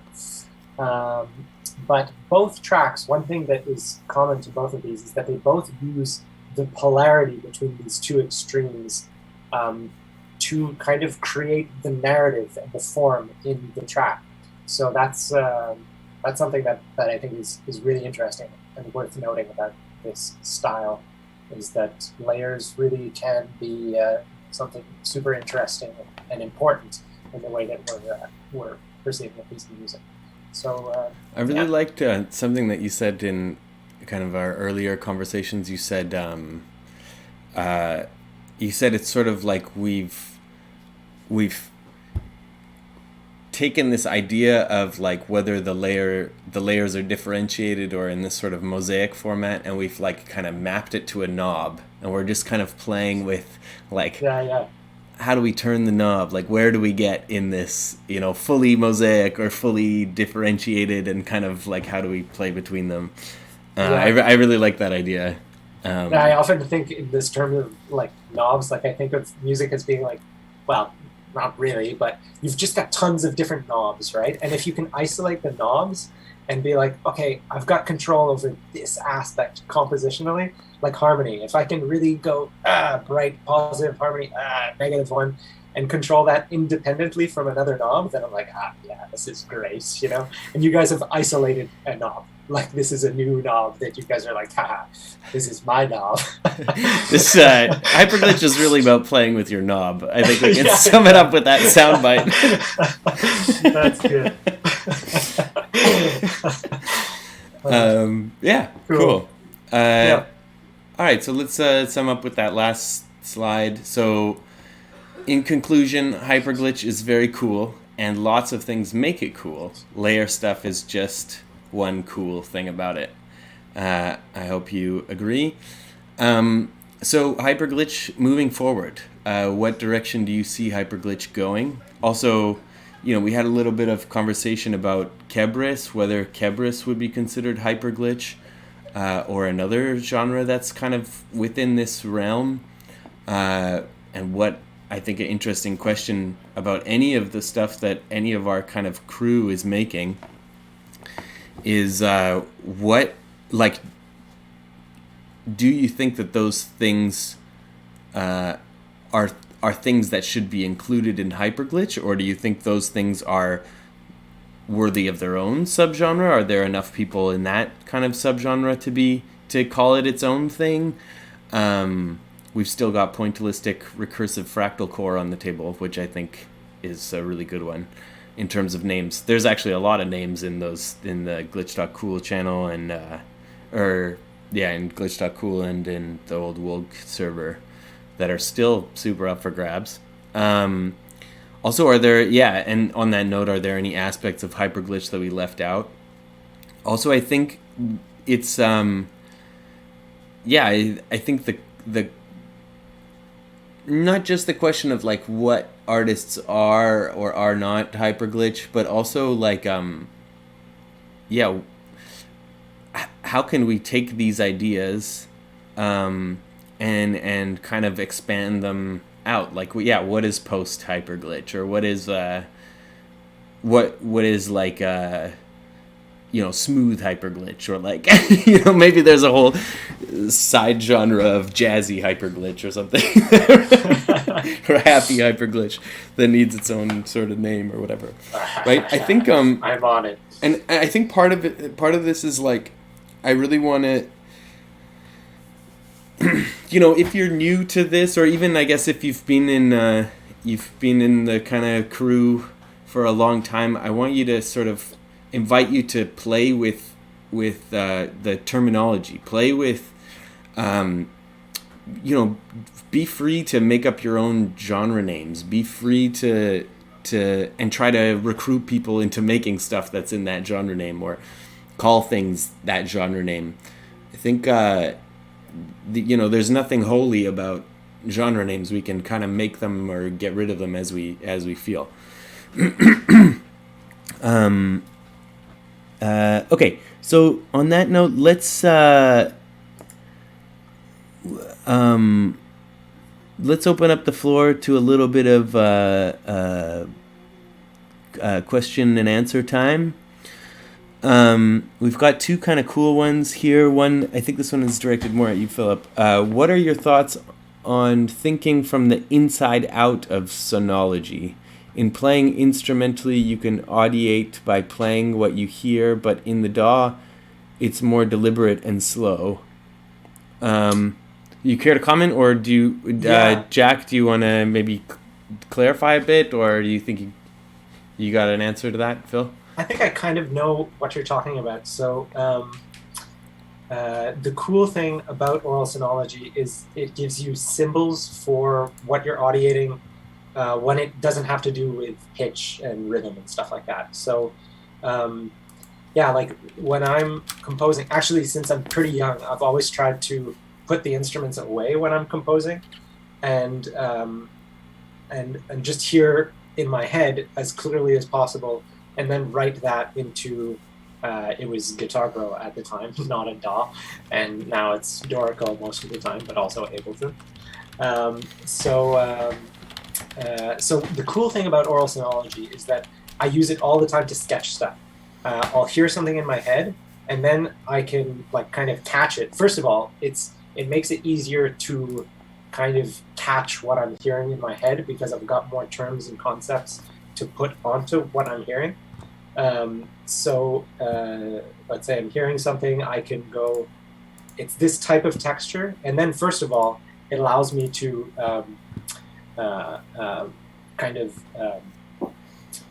put a name on it so that I can draw it. And then once I've drawn it, I can also play with it better in my head. So I can go, what if instead of going from just something simple like from bright to dark, it went from dark to bright. And I've got a whole bunch of these knobs, so I'm just constantly playing with my knob. And I can just like play with all of those aspects and audiate them right away. So it gives me kind of this map, this territory to play with, which I find really, really cool. So yeah. Cool. Okay, let me scroll up a little bit.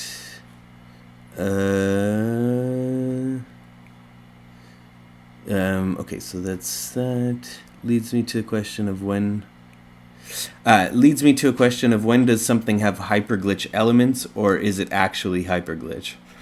I think I would say that it's hyperglitch if it has all the hyperglitch elements. I mean, we sort of lined up 3 of them, right? We talked about the mosaic layer. We talked about the clear and unclear pulse, or like that's what we said, clear and unclear pulse, or clear and obscured pulse, or whatever. And then the last one was those kind of conceptually glitch sound design elements. So I think if it has all 3, I'd say it's hyperglitch. Yeah, because a lot of my music has kind of maybe the first 2, maybe not so much the mosaic layer thing, but definitely a lot of playing with clear and unclear pulse. Mm-hmm. But a big difference is I'm not using that kind of sound world. So, I think that would be the first thing that most people identify with when people are saying this is this genre or that genre. The first thing is, does it have, what kind of sounds is it using? So that's probably a pretty important thing. Yeah, I agree with that. I guess we also sort of touched on the kind of like violence of the sound design stuff versus the kind of pretty sad stuff in the melodic harmonic kind of content. I don't know if I would say that that's necessary, but that's always been kind of a thing that stands out to me about the stuff that to me feels like hyperglitch. Okay. So some foot with a synth throat. Is the Patreon server the same as the old woulg server? No, the old woulg server is closed now, and that is basically migrated to glitch.cool now. And then there's a new Discord server that's just for my Patreon people who get extra perks. Okay. Roxas has a question though. That actually I think he asked earlier too. What makes sacrifice not proper a hyperglitch? I think he said earlier that to him it's like the archetype of hyperglitch. So why would you not consider it? Why would you consider it proto hyperglitch, not hyperglitch proper? Sacrifice? Yeah. I guess that's kind of a good question. I think, like, I suppose you could call it hyperglitch. I think the boundaries there with the proto pre shit is like a little bit fuzzy. I think I would even say like crumbling shuffle is kind of counts as hyperglitch. But to me that one, and I feel like in Sacrifice we have a lot more of a sort of clear pulse kind of right from the outset, and although I don't know, it does get pretty. It only comes in like a minute in, so definitely the clear versus unclear pulse. I don't know. It's pretty important for the way that's how I kind of remember it. Is at the beginning, yeah, kind of, and then you land into it more and more. So yeah, that's true. Maybe that one does fit. Yeah, but also, there's less kind of crazy hocketing, kind of. You know, most of the sounds are glitchy sounds, like the same types of sounds at the beginning. Whereas I feel like Empty is a better example of hyperglitch from that same album. I guess that's kind of why I would exclude Sacrifice and include Empty, is to kind of make that the sound design is a lot more varied in Empty, I think, and there's more kind of hockety type stuff, to me at least, and there's sort of like I mean, Empty also follows the format of List of Lists pretty brazenly. I mean, it's the same structure, right? Like you start out with like kind of sound design wackadoodle, and then you get to something a little bit clearer. I guess minus a little bit of the kind of harmonic resolution that List of Lists has. There's another cool question in here, or at least a long one. Sung said, at the beginning, Philip talked about describing individual sounds by bracketing out or taking them out of context, if I understand that correctly. But when there is no context, how do you define loud or lots of energy or high pitch or anything else? What is the base that these things are relative to, as opposed, for example, to Western notation where C4 is always C4 and you can base every pitch around that? Yeah, that's an interesting question. I mean, it is kind of hard to be able to say completely out of context what's loud or not loud, but you still have a kind of baseline just from being used to listening to stuff all day long. So say, for example, intensity, right? You can tell what the intensity of one thing is without having to compare it necessarily to another sound. So if you were to hear someone come in the room and start talking to you, even without them talking before, you would be able to say if they're talking very quietly or very loud, right? Now, the key difference between that and I guess, like traditional analysis or analysis at level 2, is that when you're talking at level 2, you can't talk about a single sound in isolation. It just doesn't make sense. Like you can't, for example, actually the middle C thing is an interesting one, because middle C isn't objectively middle C. It depends on your tuning system. If you're like 415 or whatever. And when you're talking about music theory, when you talk about harmony, it's always about relationships between pitches and groups of pitches and stuff like this, right? It's never about just individual notes. I mean, I guess you could do that. You could count all the A's in a piece and say something about that or something like that. But even then, you're counting all of them, right? There's still some sort of relational thing that you're doing. Whereas when you're doing sound objects analysis, I guess here's the key thing. So you could imagine when it's a different type of listening, it's a bracketing because of the fact that normally, let's say you were to listen to someone playing piano.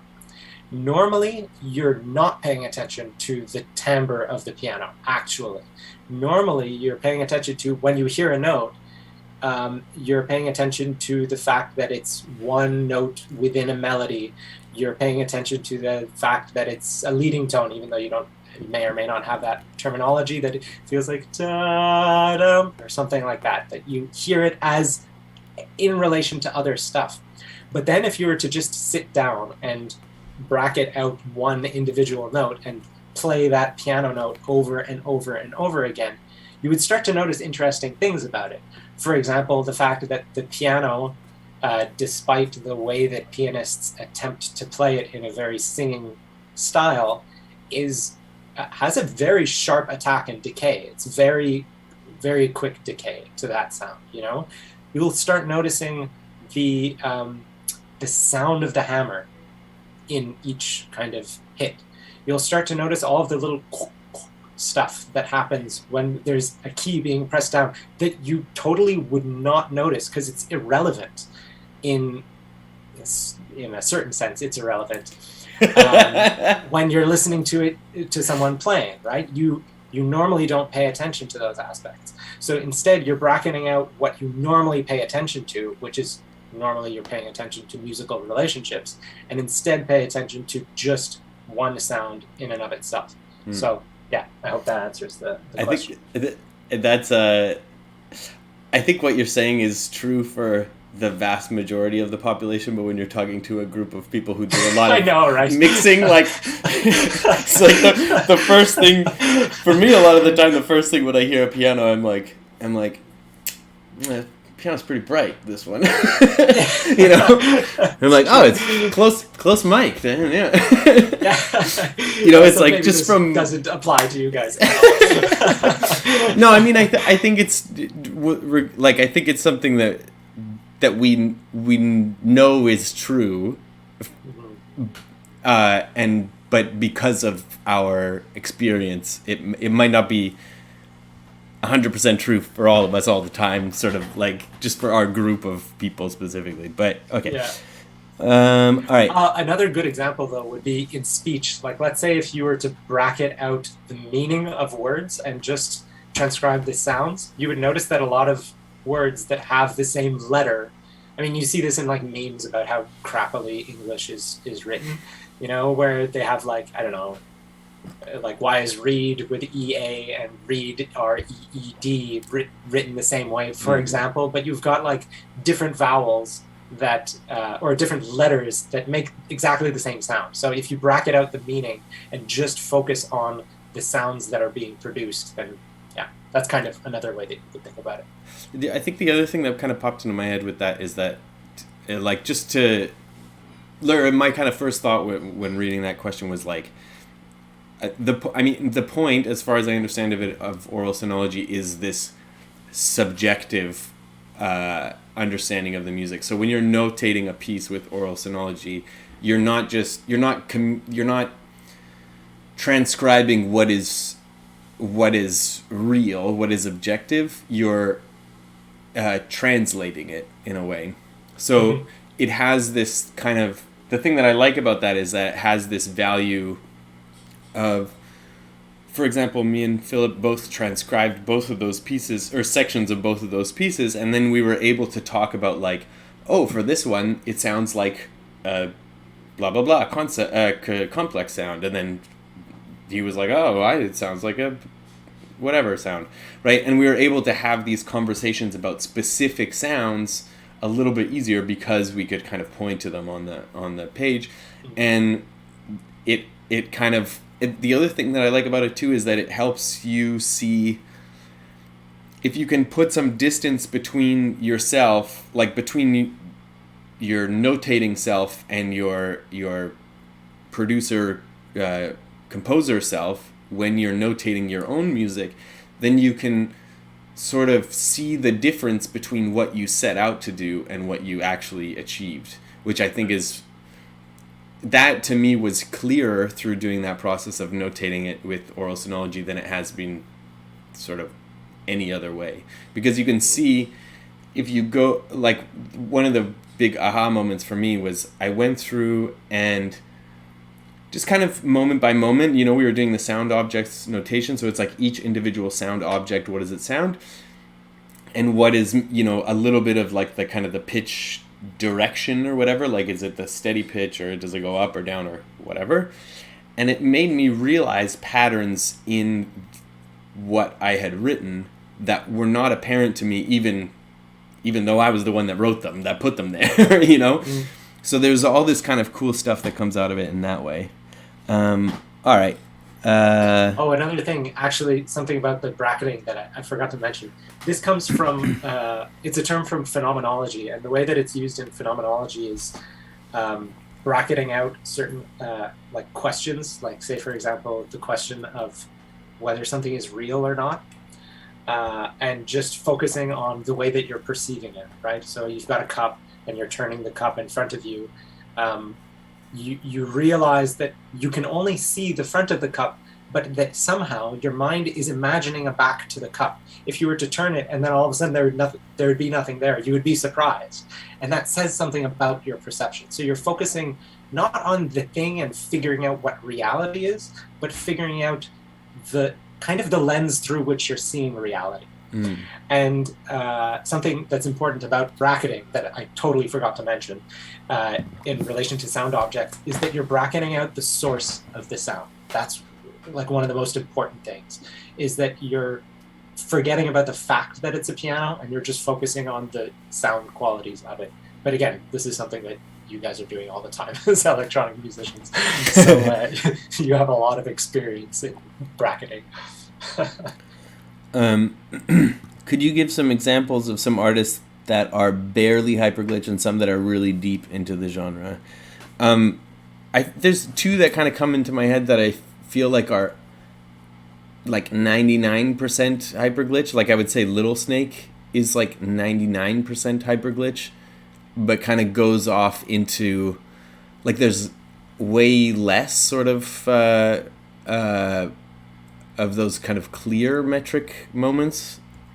Not that I can bring up from my memory a comprehensive, discography of his, but from the stuff that I've heard, it's like less that variation between obscured pulse and clear pulse happens a lot slower in his stuff. The other person that comes to mind is like Obsequious. That is sort of less, or like really, really close to hyperglitch, although without having any kind of relation to our kind of group, as far as I know, which I thought was super cool. But like just the craziest sound design and so much of that sort of gestural rhythmic stuff. But again, like a little bit more on the staying in the obscured pulse kind of world without giving us too many kind of clear pulse moments from the stuff I've heard again. And this is not like I'm not like putting a line in the sand like I'm saying it's this, and so it's that. I think it's up for debate whether they're hyperglitch or not. Amaranth Todd, I think, is a totally hyperglitch. Another totally hyperglitch person. Sunk, I think sometimes is Hyperglitch. You know, a lot of the people from the Hyperglitch series are Hyperglitch, I would say. Okay. And then, all right, Meg says, what is your experience analyzing your own track versus someone else's with Aural Sonology, especially since it's so subjective and you know your own track inside out? So yeah, I touched on that a little bit. And then the notating someone else's track, like notating Rob's track, was interesting. But again, it's like a track that I'm really familiar with, like that I've listened to a million times. So it's different because I didn't make it, so I don't know how it was made and stuff, and I don't know what the kind of objectives were when making it. But it also gave me a lot of insight into what's happening in the song that I kind of didn't realize before, and I feel like it gave me it gave me more of an understanding of how I might do something similar, which I thought was really interesting and helpful. What about you, Phil? I was thinking that actually what's cool about it is that often Aural Sonology has kind of given me the tools to be able to actually step back from my own music and listen to it kind of. You can never listen to it objectively, and again, it's always like your subjective experience of the piece. But it's given me the ability to be able to, you know, sometimes when you're writing something, you want it to do something. You want it to be something. So you almost force yourself to hear it that way. I remember I used to have this experience when I was younger and writing stuff a lot. And you know, I still have that all the time. Yeah, it happens less these days for me, but actually, Aural Sonology has helped. It's like a really good cure for that, because it forces you to you go I'm going to step back from this thing and just listen to it from all these different perspectives. If I listen to it from this angle, whatever, and then you listen to it from one angle, and you're like, oh, kind of sucks from that angle, you know? And then you realize, oh, and if I listen to other music from that angle, it's really cool. So it's it definitely, that experience happens a lot where you go, oh, it's kind of humbling. So that's something that's really nice about it. Definitely. Okay. Cool. Does anybody have any other questions that you want to ask, or how's everyone doing? I think while we wait for the last round of questions or anything, I'll just say remember to check out the rest of the Orbiting the Glitch exhibition. Check out all the cool stuff that people are doing in the glitch.cool server. Join my Patreon if you want, if you got extra money. Check out Phil's SoundCloud. They're both... Actually, I was thinking that there's like barely anything on my SoundCloud. People should check out my YouTube instead, which I also don't upload to very much. People should find Philip in real life. Yeah, exactly. Just find me on the street. Yeah. And ask to see what he's writing. Yeah, exactly. Okay, go. Yeah. What was I going to say? Yeah, and then... oh yeah, and then make sure to come by tomorrow, same time, 3 p.m. Eastern Standard Time, aka Montreal time, twitch.tv/woulg for the track review session, just like we do every week, but this week it's a big momentous occasion because it's part of Orbiting the Glitch. So bring out your best tracks, or your worst tracks, because there's lots of cool stuff to talk about with best or worst or anywhere in between, so feel free to submit whips. And also make sure that they're weird. No, same rules apply. There's not going to be any fucking happy shit on my goddamn channel. and there's... All goal attainment should be in the sad thing. Yes, exactly. Sinking. No jazzy stuff unless it's very like sad. Heavy, deep jazz. Sorry to interrupt the the very important discussion of not submitting anything happy. We'll reiterate it after, both okay, for sure.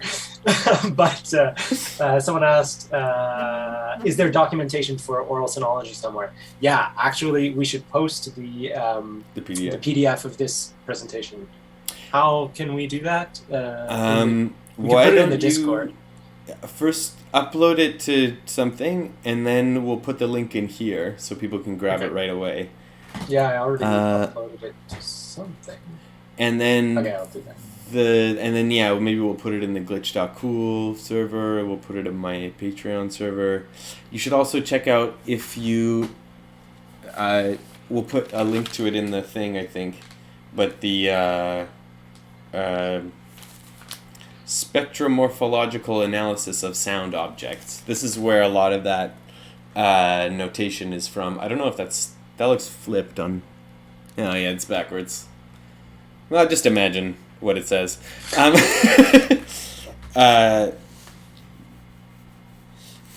So there's this paper's great because it's got all the cool little symbols, and it explains how to use them and stuff.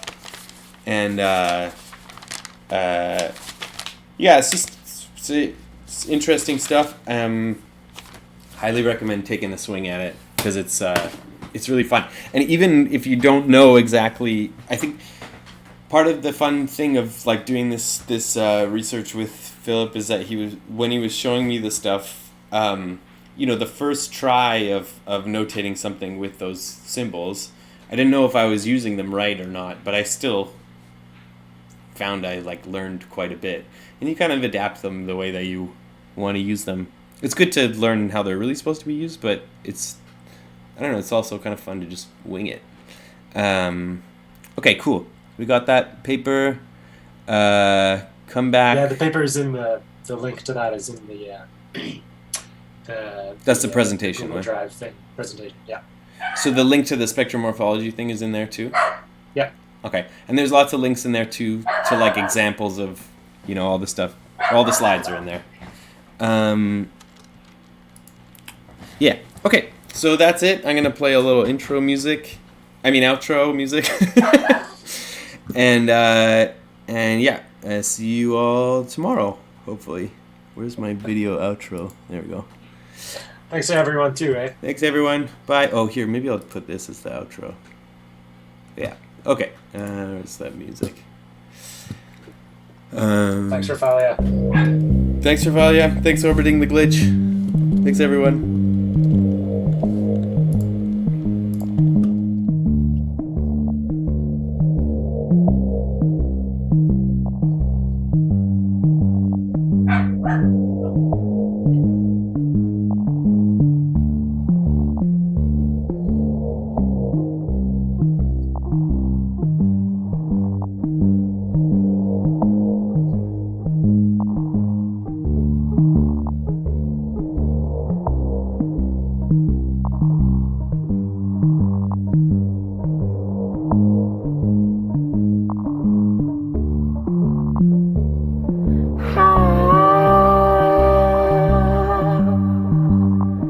This could be a torment high comes back, taking on the back.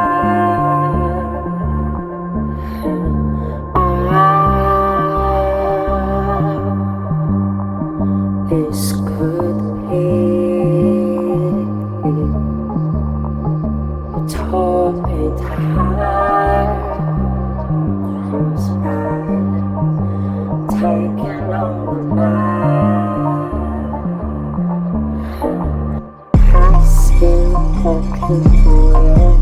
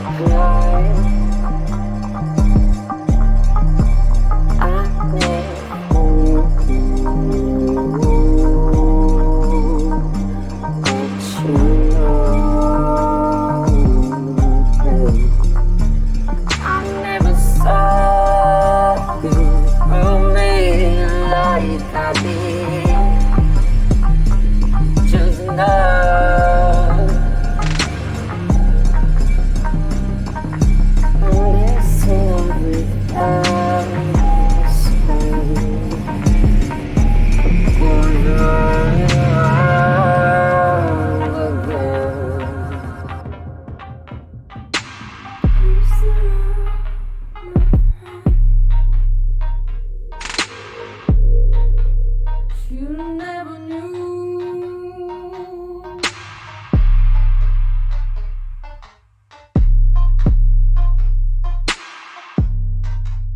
Until you're